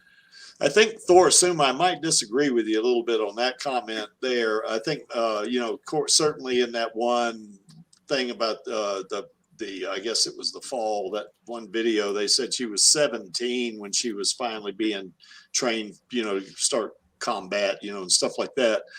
And she was probably 13 or 14 in the doll body, or at least looked that way. But I think Maxie thinks probably she was 19 after she got the berserker body. But the Creek thinks that when she was on the supply tube with Hugo, I think she was more, to me, now the way she acted, she was more like in her early 20s. That's kind of the way I saw her, but hell, who am I to say? I'm only 50 years older than that, so but that's kind of was my take on her, because the way, I don't know, just the way she acted, the intangibles, so. But Alita, at the end of the film, she projects her berserker body like adult woman, developed completely. Yeah, exactly. Ready for everything. Oh, John says she's not talking. Thor Suma's not talking about Alita. Maybe the Creek has missed something here. I don't know. Anyway, I agree with you. Matter of fact, Gerhard says looks like she's a little older than you thought. Certainly she did. So. Okay, yeah, there we go. Now the Creek's got it. All right. Okay, the Creek understands now. Gotcha. John, you can get your ass on the stream here if you want. So anyway, I guess we're gonna wrap the stream up here pretty soon. So yeah, it's okay, John. So I don't want to invite you on and then close down the stream. So okay. I guess we've been going on for almost 2 hours here. I guess any thoughts, Maxie or Alejandro, about, getting this sequel? What changes do you want to see? What should Disney, what should they do? That kind of thing, about this. Any thoughts? Well, I think from news and comments and things that are popping up, there's more of a chance now than ever that we might see an Alita anime. Yeah. The big question will be, where will they choose to place it? I mean, I had a thought that, there's that 2 months between when Hugo dies and Alita joins the Champions League.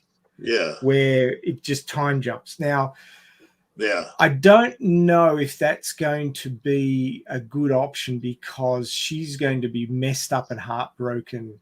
Yeah. and that's not going to draw fans particularly, I don't think. It's not exciting. No, I shouldn't say it's not exciting, but it's very heavy emotional right out the gate. And if people haven't seen the movie, they won't get that. Yeah.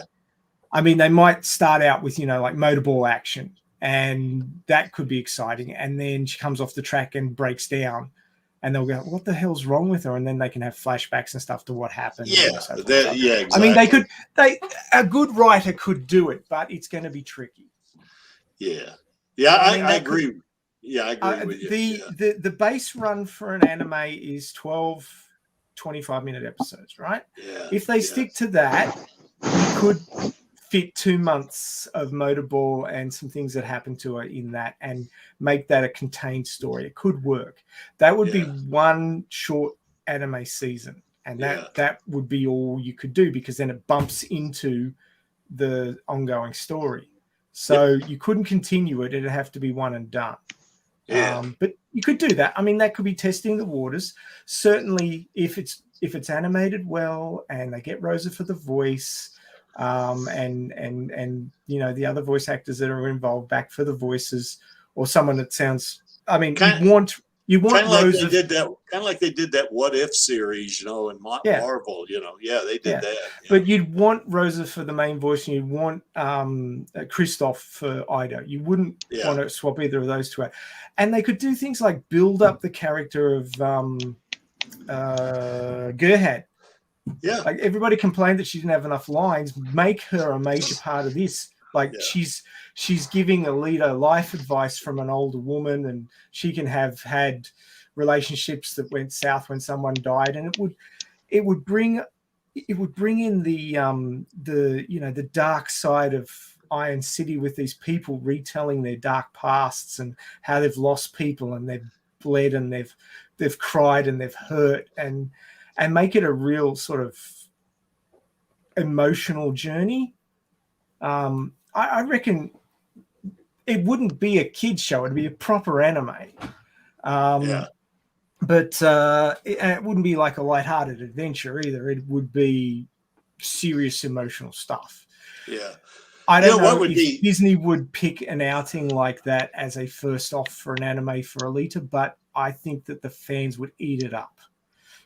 Well, what I think is if they, to your point, if they started out with motorball action, she's getting ready to go in there, maybe pick up, where they left off, when she points her Damascus blade up at Zalem, and maybe they've done a couple of matches maybe, but, she gets into that, kicks ass.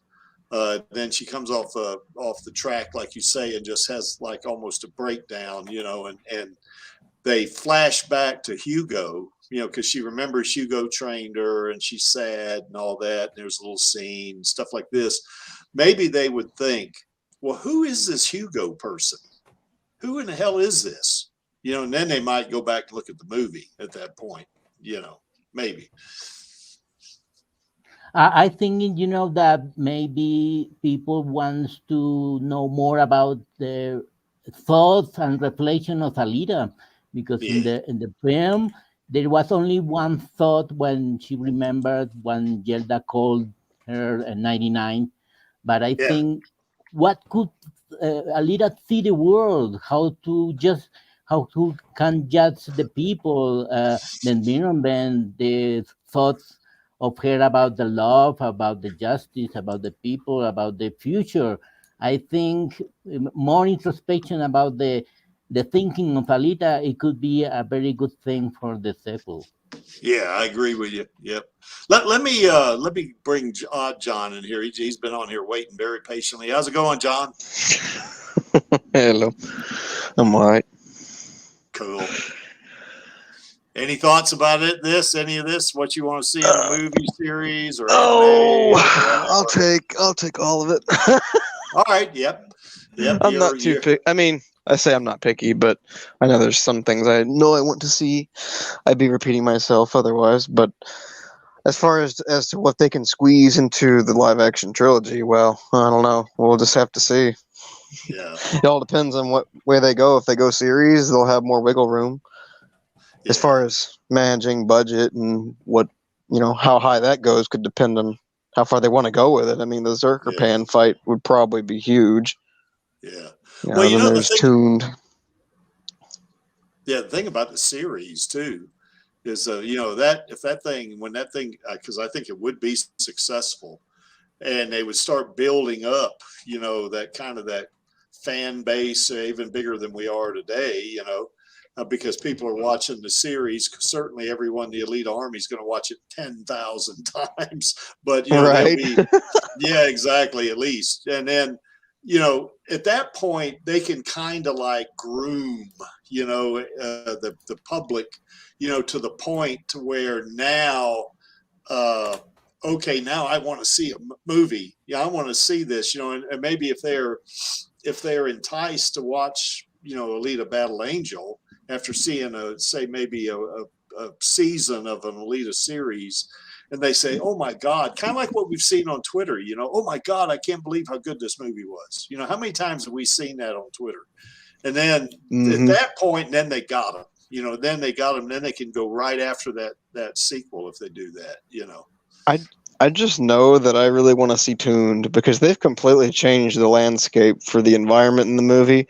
And I don't know about you, but I'd much prefer to see her out there doing the Tuned arc in the jungle. Yes. Hell, they might even show some of the old Mesoamerican like temples and stuff. That'd be badass. Oh God, yes.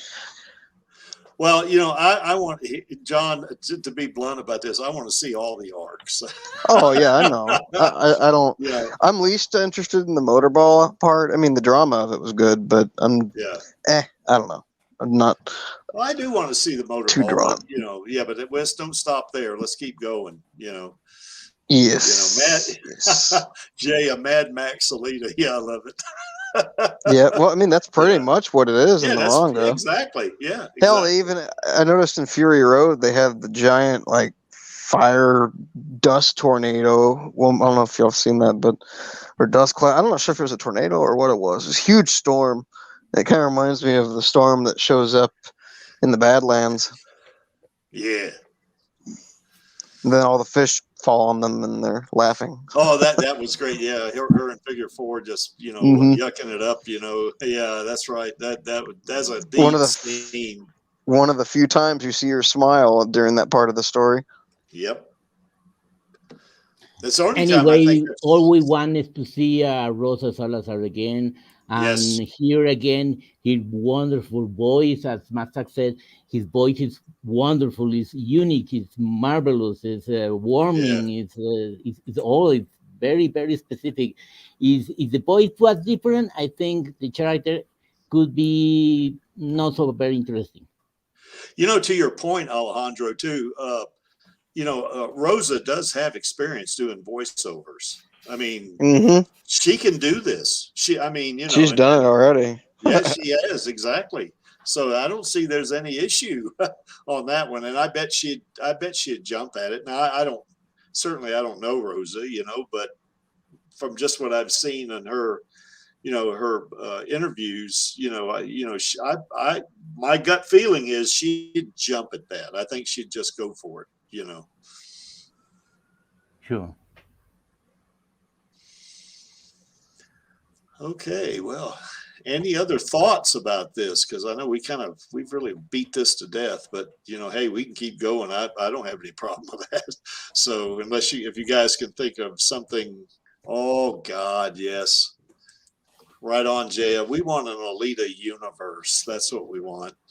Yeah. Absolutely.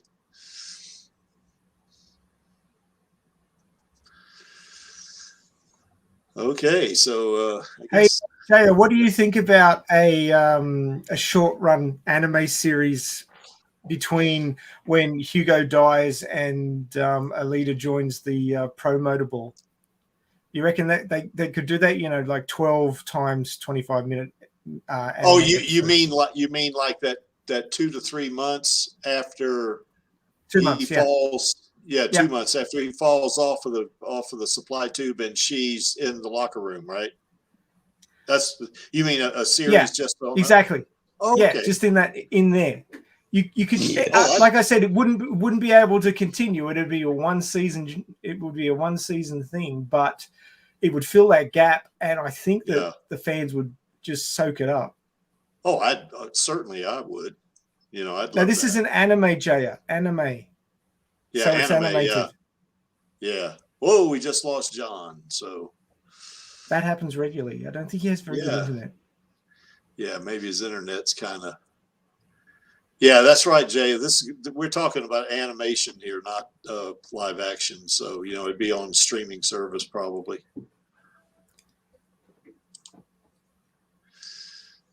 Okay, so.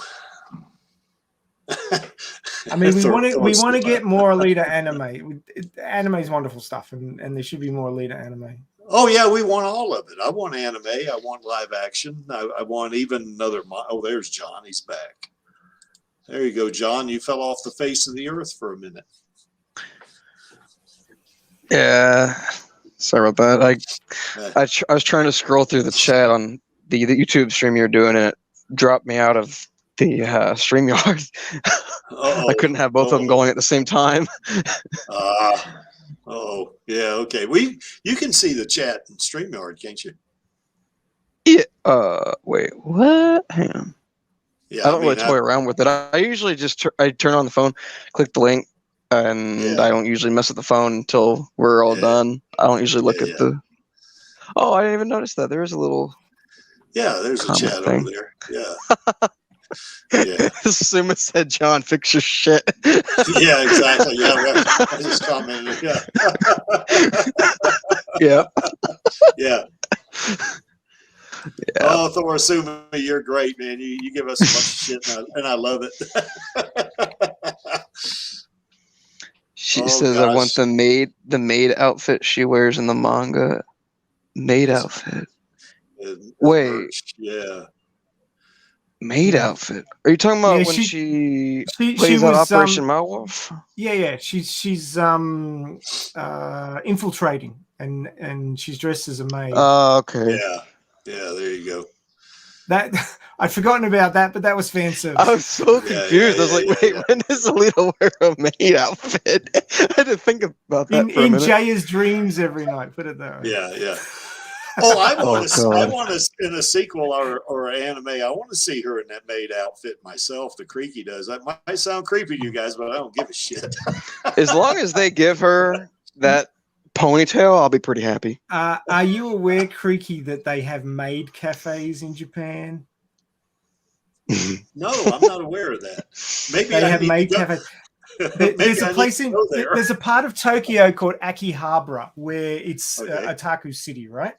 And they have all the manga cafes and manga outlets where they sell and all the light novel shops and all of the the toys and the figures and all that stuff is there. That's where they all go shopping for all that stuff, all their otaku.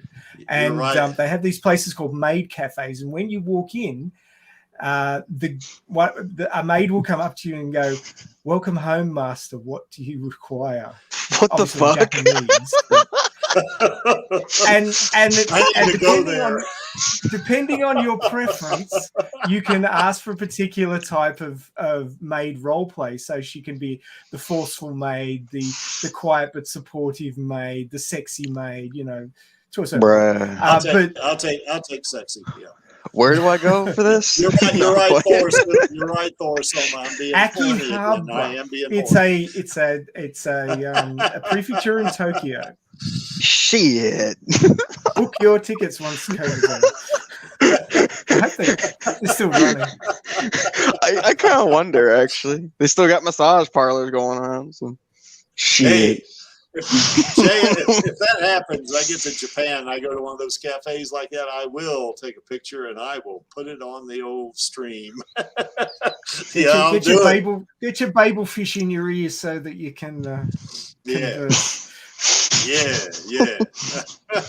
Yeah, Jay is right. It's also the electronics center, so you buy all your funky electronics equipment there too. Yeah. Boy, this conversation's got my plants excited. They're all limp earlier. Now they're all standing up.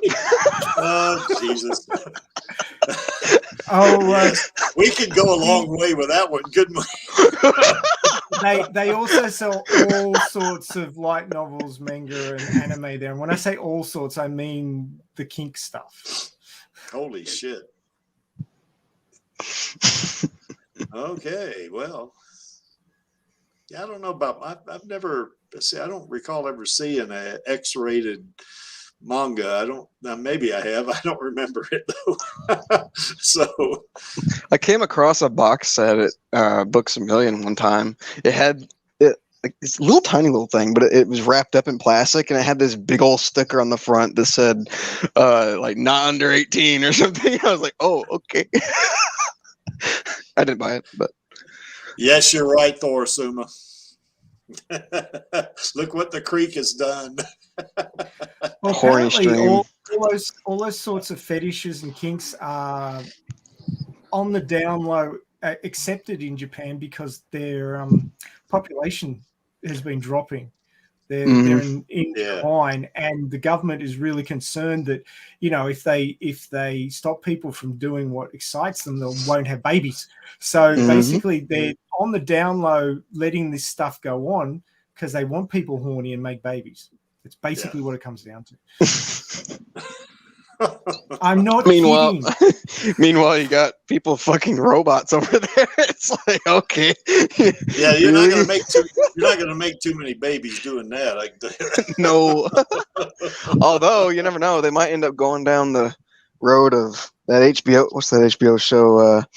Raised by Wolves with the ant. Well, actually, they don't even procreate. They just it's like a synthetic birth kind of a thing. Yeah. I don't know if y'all have seen that show, but it's pretty messed up. It's interesting, but it's messed up. Hey, what Ash is talking about there with rent an actor or actress for a girlfriend, boyfriend. There's a couple of anime out about that actually called Rent a Girlfriend. Oh yeah. Okay. Maybe I need to start looking this shit up. and having. Oh, look, you can find all sorts of good made anime out there. Have a look at a show called ReZero. It's an isekai, so it's basically ReZero. RE:0 ReZero. And basically it's called ReZero because there's a guy who an isekai is being transported to another world where you're special, right? It's a power fantasy. Right, and this guy gets transported to this fantasy world, and it's pretty fucking harsh. Like he dies like within an episode, I think. But then he gets returned by death back to what they call like the translation might be all that good, but a save point, right? Okay. So all of these things have a lot to do with computer games and how computer games work, the mythology of computer games, but. He fucks up and dies. He does things wrong and he gets killed brutally. And he's in a lot of pain. He dies. And then he wakes up again. He goes, well, shit, I'm back here. How the hell did that happen? It's all happening because there's a goddess who's fallen for him. And he's not meant to tell anybody about it. I'm looking at it now. It looks like she's in a purple outfit. But to link that to the maid thing, there's these two maids. I got to get their names right. They're actually behind me in the cabinet. No, they're great characters, and the mates. So it's Rem and Ram, and they're sisters, and they're fantastic characters. I was so bummed when Rem wasn't in season 3, but it's worth a watch. It's an unusual take. It's very popular. But it can be quite brutal, and there's a fair bit of fan service. I just want to reinforce. Go ahead. Just Ash Blackwind says it's emotionally. But the interesting thing is, you got to watch it. You end up watching him do the same arc multiple times until he gets it right, and he's not a very good character. He's pretty reprehensible, but he learns to be a better human because he has to do it again and again and again, and he goes through a lot of pain doing it. That's the sort of take home of this thing, that you're going to screw up a lot in your life, but if you keep trying, you eventually get somewhere, I think. It's kind of like what folks think about, I guess, karma. You know, you mess up first time, you come back and you got to do it right. So, but the thing is, it's a really interesting take on character arcs, because you see the same character arc written out multiple times, where you meet a character and you think they're a complete asshat, but you know, he does things and he gets killed, and he goes back and he does it again, tries something different. It's just like a computer game where your character dies and you go back to a save game and you try a different path until you get the one that works and you can move forward. How does he remember? How does he remember though? Oh, I guess he doesn't, because if it's like if it's a saved game, then his memory never gets wiped out, so he remembers dying. Okay. And there's one point there where he gets utterly depressed because he can't move on, and he spends a whole arc just comatose, like sitting there going, ugh, and Rim's looking after him, and you see how much she cares for him because he's just given up, and her love for him gets him going again. He decides, well, I've missed all. He's got a certain amount of time before something happens that will kill a whole bunch of people he loves, and he can't find a way past it, and he gets so depressed that he goes comatose in one of his run-throughs, and her love for him breaks him out of that, and then he keeps trying and eventually gets through. And it really is quite emotional and heartwarming, even though it's, you know, real brutal and stuff. And he's very sad because things happen that he wants people to remember, but when he gets reincarnated again and goes back, they don't remember it. Now, he remembers it, and he's trying not to act like he remembers that happened, because they won't know what the fuck he's on about. They'll think he's crazy too. Exactly. He's in a really complicated position. And he's not that smart a guy, but eventually he starts working out how to deal with it because he doesn't really have another choice. Well, I'll have to watch other guys involved. It's really thought-provoking, actually. Well, I got to watch that after I finish watching A Certain Scientific Railgun, and after I read the rest of your stuff, Maxie. Yeah, that's right. Shit, you think you're behind? But there is so much good anime out there. I mean, I barely watch any Western cinema or shows anymore, because anime's just got so many good stories. It's just amazing. Yeah, I can't watch American television now because of the commercials. I don't know why I never really got, or still don't get drawn into anime the way that y'all do, because I actually like a lot of the stories. Felicia had me watch, like, I think all of the first season of Psycho-Pass. That's some of the best shit I've seen in a long time. And there's some parallel. I'm not going to say what, because they're major spoilers for the show, but there's some parallels to, I guess I'll say, sort of a spoiler, Melchizedek type thing. I'm not going to go any. That's probably a little too spoilery, but you got some stuff kind of like that going on in that story, and I found that pretty cool. With a twist, of course. There's even a Nova type of character in a way. Yeah. You see what Lee Lemon tells you. Well, Maxie, you see what Lee Lemon's saying to you, right?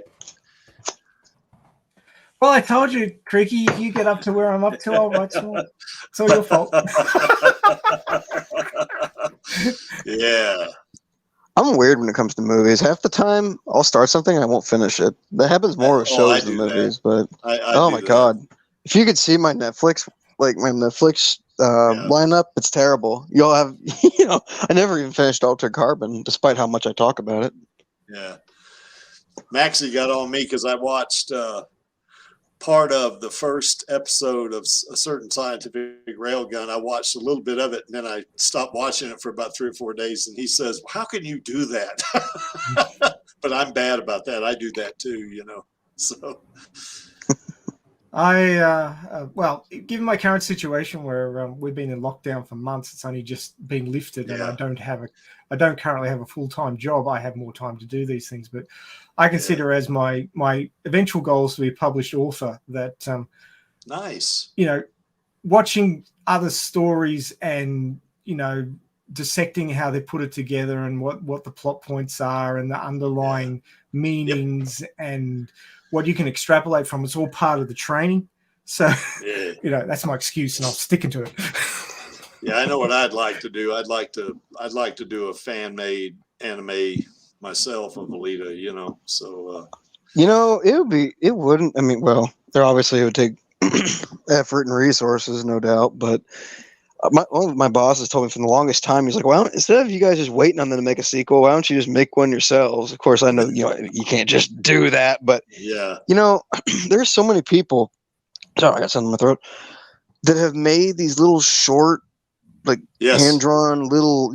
I don't know what the right word is for them, but they go on repeat. Shorts. They're almost like GIFs, but they're a little longer. GIFs, I don't care, whatever you call them.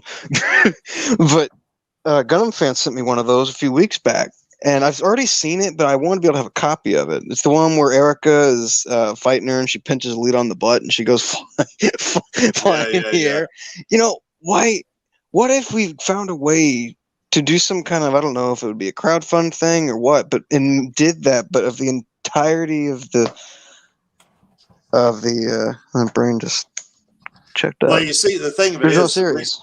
Well, the reason why I want to produce an anime, because I mean, I've produced some couple of shorts, for a film festival. I've done that. I've got an IMDb page. Oh shit. Yeah, I got an IMDb page. Yeah, dude. But anyway, I haven't done it for about 2 or 3 years. But I did a couple, and the thing about it, when you do live action and you're going to do some really cool stuff like you'd see like in Alita, that boy, I tell you what, you'd have to have some serious, infrastructure to help you do that. But if you do it as an anime, a fan made anime, right. You can, you get an animator, you have a really good artist like Cran, if you're listening, Cran. Well, and the thing about that. Sorry, go ahead. I didn't mean to cut you off. No, that's okay. That's okay. But I mean, just then it's just a question of me editing it. My brother would help me with that. We have the people. I know resources is a whole other story, but we definitely have the people. There's definitely the talent. I mean, shit. Last year, Foxfire and a few other people, Cran, Max. I think you were on that too, and a couple other folks, CG artists. Worked on a little short that he did. He did push it out a little too soon, and I think that's why it got the beginning of it seemed a little rushed to some. But he wanted to get out in time for the re-release. But other than that, it was at least I thought it was cool. I thought it was really cool. That's where Cran did that voiceover, didn't she? Yes. But even then, that was some pretty damn good CG work, if it says so myself. Yeah. So, but you wouldn't even have to go that far with it. You could even, I mean, I guess you could if you want to, but that ship sort of has, I guess, sailed. I don't know where that stands, but you do want to even just more of an anime style, more so than the CG, like a little more real CG look. You could just ditch that altogether and just, Well, what I thought of doing would be like I could take one of Maxie's, couple of his, kind of fanfic stuff, and just take the story out of that and draw it up, and have and then put it together like that and stick to his story, right. And you could, I think that would work. Well, I've been requested to do audiobook version of it for the people that don't like reading. It amazes me that there are people who don't like reading in this day and age, but there you have it. I guess it's, Who would that be? Too easy. The main culprit at this point is Enigma Seeker. Oh my God! Don't even get me started with that. You're not wrong. I knew John would go off as soon as I God. I think I just heard his head explode. I think part of it, I kind of get it, but the thing is, people, and I've noticed this even more. Even if you send an article and people usually won't even glance. They'll want either YouTube video, and even then, if you're going to send them a video, no matter where it's from, if it's over 5 minutes, good luck. Yeah. Most folk don't. The attention span seem to be a lot. Not that I can talk, but a lot shorter.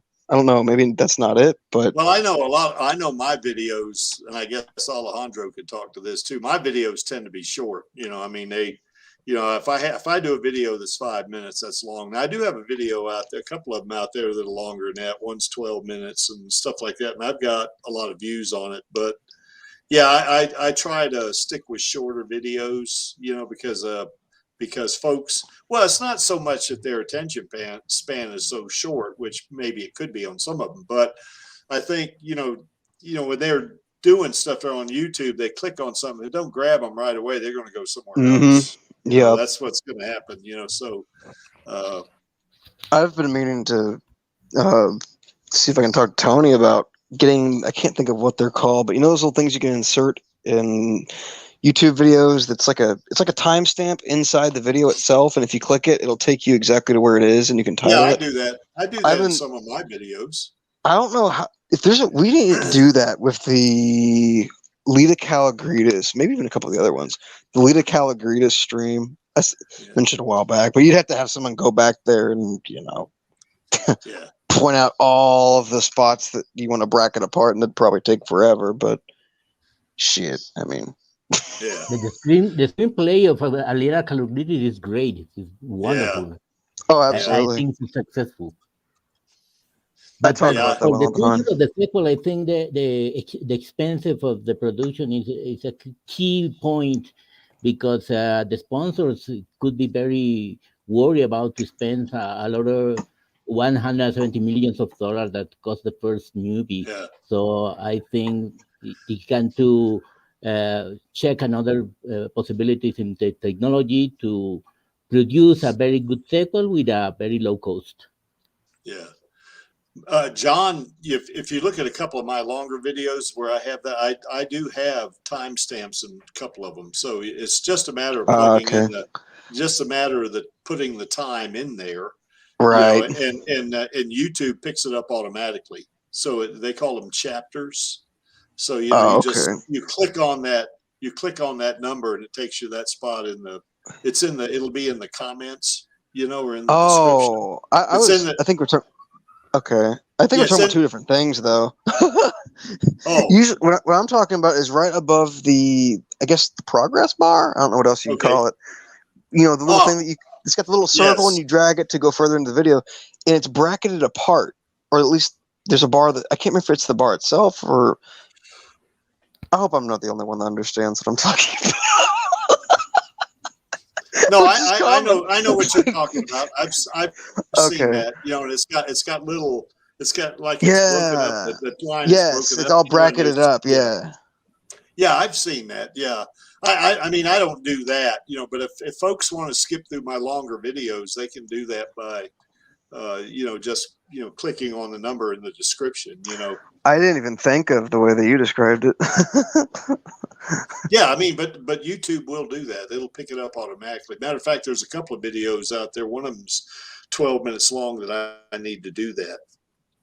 I need to put that in, so, and it's just a matter of editing it. So, okay, guys. Well, we've been going like 2.5 hours, and the creek hadn't eaten yet. So, Hungry Creek. Yeah, hungry creek, hungry. Creek need food. I haven't eaten for 16 hours, dude.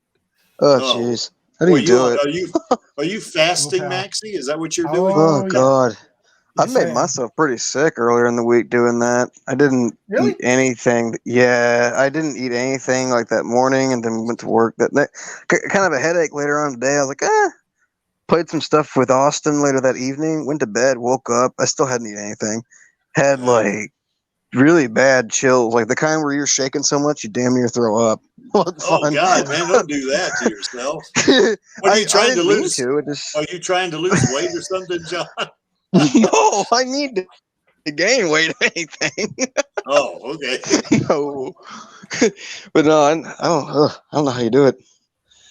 I've never tried fasting though, not on purpose anyway. Well, I've done intermittent fasting. That's where you maybe go like 12 hours, max. Like for instance, don't eat after 7. It's way past 7 here. 7:30 actually.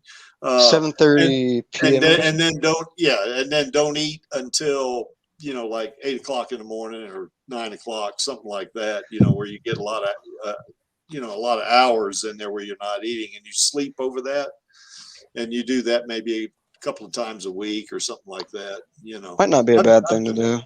I'm pretty bad when it comes to that kind of stuff. I'm one of those people that I'll call winding down, getting off the internet around 12 in the morning. Then I'm like, well, time to eat supper, and I'll fall asleep right after eating, and you wake up wondering why you feel like shit.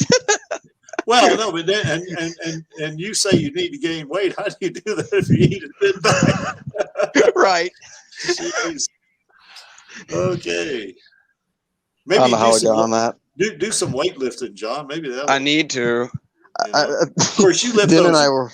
You lift them big ass stones too, though. So I mean, you probably get some different. weightlifting. Yeah, it's different, but yeah, it's a lot more controlled with the actual weights more so than the rocks. We do a lot of cheating with the rocks. We lean them up against stuff, use our legs more so than anything else, which you're supposed to do. But how did we get on this? don't neglect leg day. Don't do that. No, don't. Yes, and don't do things that'll cause yourself injury, which I'm finally done with. Well, I've done that. Yeah, been there, done that. No more. Yeah. All right, guys. I guess I can't think of anything else here about our girl. And I our girl. This is our girl, guys. Seriously. We got to get that sequel for her. We got to get a series. We got to get a trilogy or more, anime, live action, the whole schmear. We want an Alita. You hear Disney's not listening to us, of course, but we want a damn Alita universe. That's what we want. Did we miss anything, you guys? More Alita, please. Yes. Alejandro, did we anything you can think of? I like it very much, the discussion, and I appreciate you all guys this opportunity to try my English that is not so good. My ear is worse, but talking about Alita is so great for me. It sounds like your English is pretty good to me, Alejandro. That's what I think. But anyway, I've had no problem understanding. If you want to upgrade your Spanish, talk to me. I would like to talk to you in Spanish, like an Iron City. Remember that it's a multi-language city. My Spanish is horrible. I mean, I know I can maybe get by in some cases, like una cerveza por favor, or donde es el baño, stuff like that. I know that stuff, but that's about it. That's for me. My Spanish is when I was primarily living in North Carolina, I knew some guys that, they ran a Mexican restaurant, and I'd go in there and they'd always talk to me in Spanish. So I'd pick it up, a little bit, so. But you have to take into account that the Spanish would be the third language in the whole planet. Yes. So I think could be nice to speak in Spanish some words more that you have, but I think you are going in the good way, okay?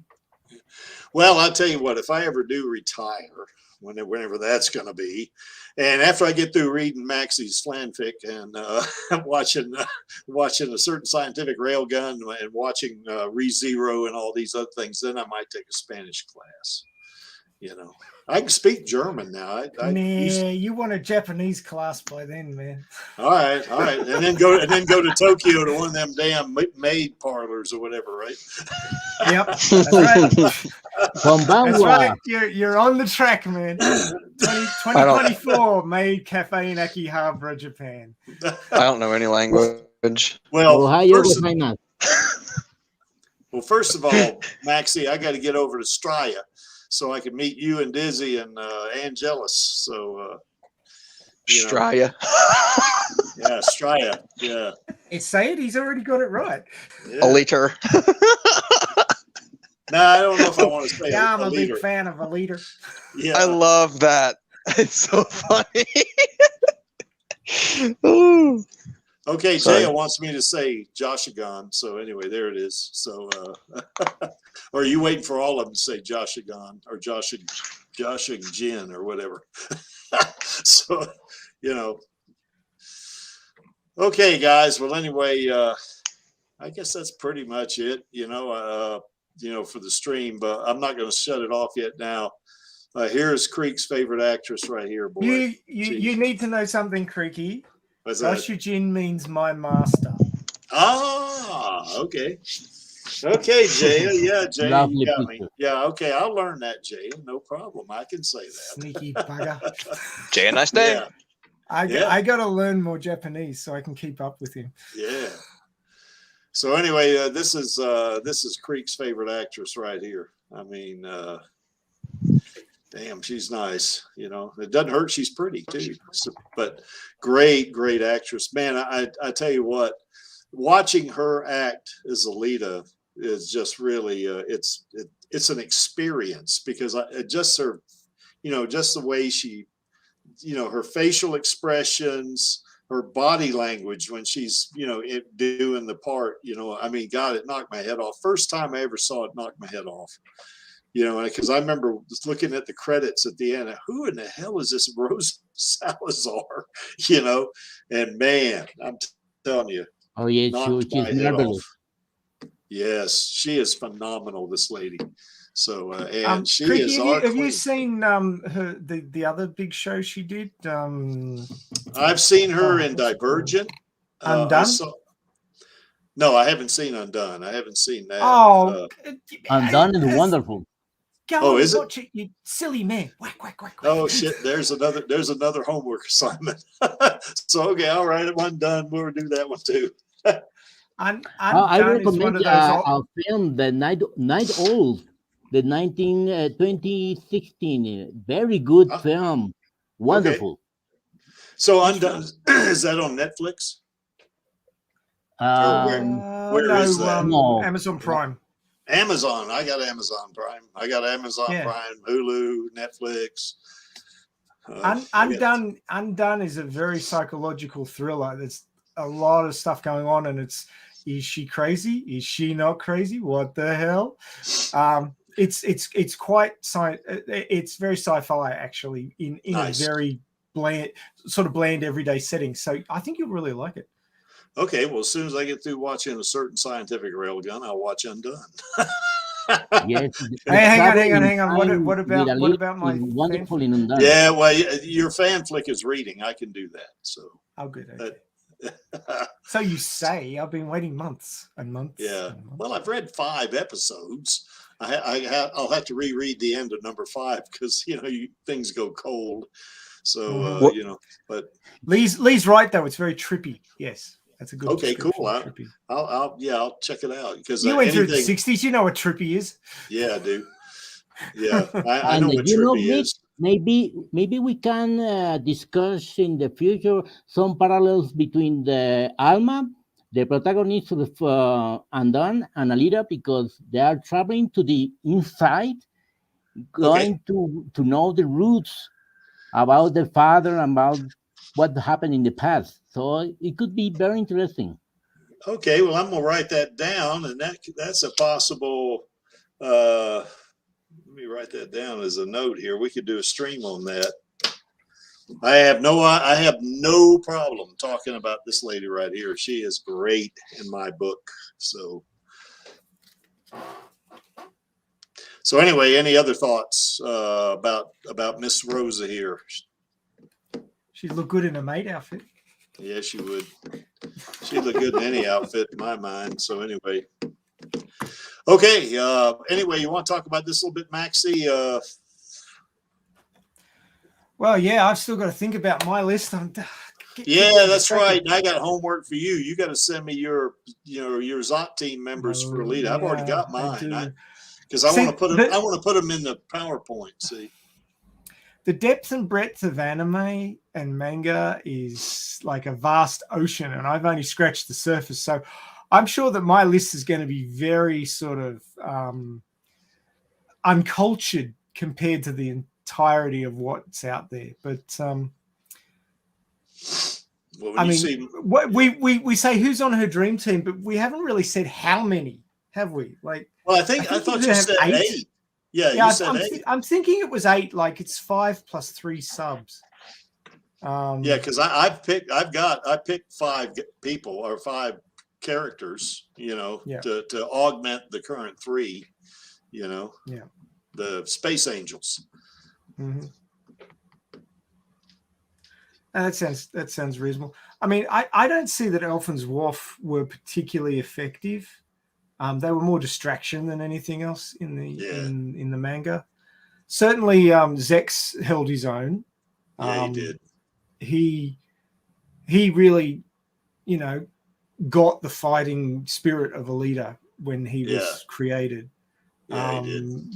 But yeah, Elfin's Wharf are more like comedic sidekicks than Well, I kept the original 3 just because they were the original team, so I kept Zazie, you know. Oh, there and Zazie. I shouldn't forget Zazie. Yeah, a weapons master is a good option. I mean, I think what I'll do is keep Zex in there because he is instrumental, and then I might, you know, if you want a weapons master, go for somebody like what's his name from the assassin. Crap! Now I can't think the name of the movie. Oh, you're not talking about One Punch Man, are you? You're not talking about no. Oh no, hang on. No, that's not manga and anime, so he doesn't count. Okay, I won't include Oh yeah, it is. I keep forgetting to stick with manga and anime. Okay. One Punch Man's got an anime and a manga. Yeah. No, I'm not talking about him. I was talking about somebody else. Anyway, okay. Yeah. Well, you want it to be anime and manga because you could do something like put Superman on there, and of course that's the end of it. So we don't want that. So, but I mean, do you pick superpowers or do you pick people who are interesting? I mean, this is the sort of routes you've got to take. Well, you know what the Creek's going to pick. But anyway, no, I picked the 3 that made it to the finals of the Zot, you know, against Zeka, Toji, and that weird guy, Rakan. Rakan, that's right. They made it. Or Captain Cockwallet. Yes. Oh, he's terrible. Yes. Yeah. Yep, that's him. Yeah, for sure. So anyway, but I kept those last 3, and then I augmented them with 5. You know. See, Jaya gets it because he says One Punch Man and the Zot would be kind of boring because he'd just go and they'd be over, and it'd also be depressurizing because he would have punched the guy out the side of the space. Okay, Jaya, don't mess up my damn team now. So, okay, I'm not changing my team. No, you don't have to. I mean, everybody has their own opinion, but I think picking super powered characters, like impossibly super powered characters, which in their own milieu work because it's the point of the story, and it's looking at how does somebody this powerful exist in their environment and the comedy that comes from it. But take them out of their environment and they no longer work in that way, and then you've just got their power and nothing else. So, well, the Creek's approaching this like he wants to win, so that's how I'm picking him. So, you know, but anyway, I'm not going to give away my characters. So anyway, I bet you. So anyway, on your and tell us you what's this? I bet you Goku's on your team. You know what, Maxie? You turkey. I'm serious. You know, I mean, Angelus he promised me to send me his teammates on Wednesday, and he hadn't done it yet. So, he's like that all the time, though. He couldn't keep to a deadline if it was going to kill him if he didn't. So anyway, but I want to put it in the presentation. Oh, and Jerome Zensui on YouTube will be joining us. Oh, okay. Well, you've got the links this week, because last week I think I thought I put the link in there and I didn't until the day. So, but I did put the link in the Radio Chaos chat group.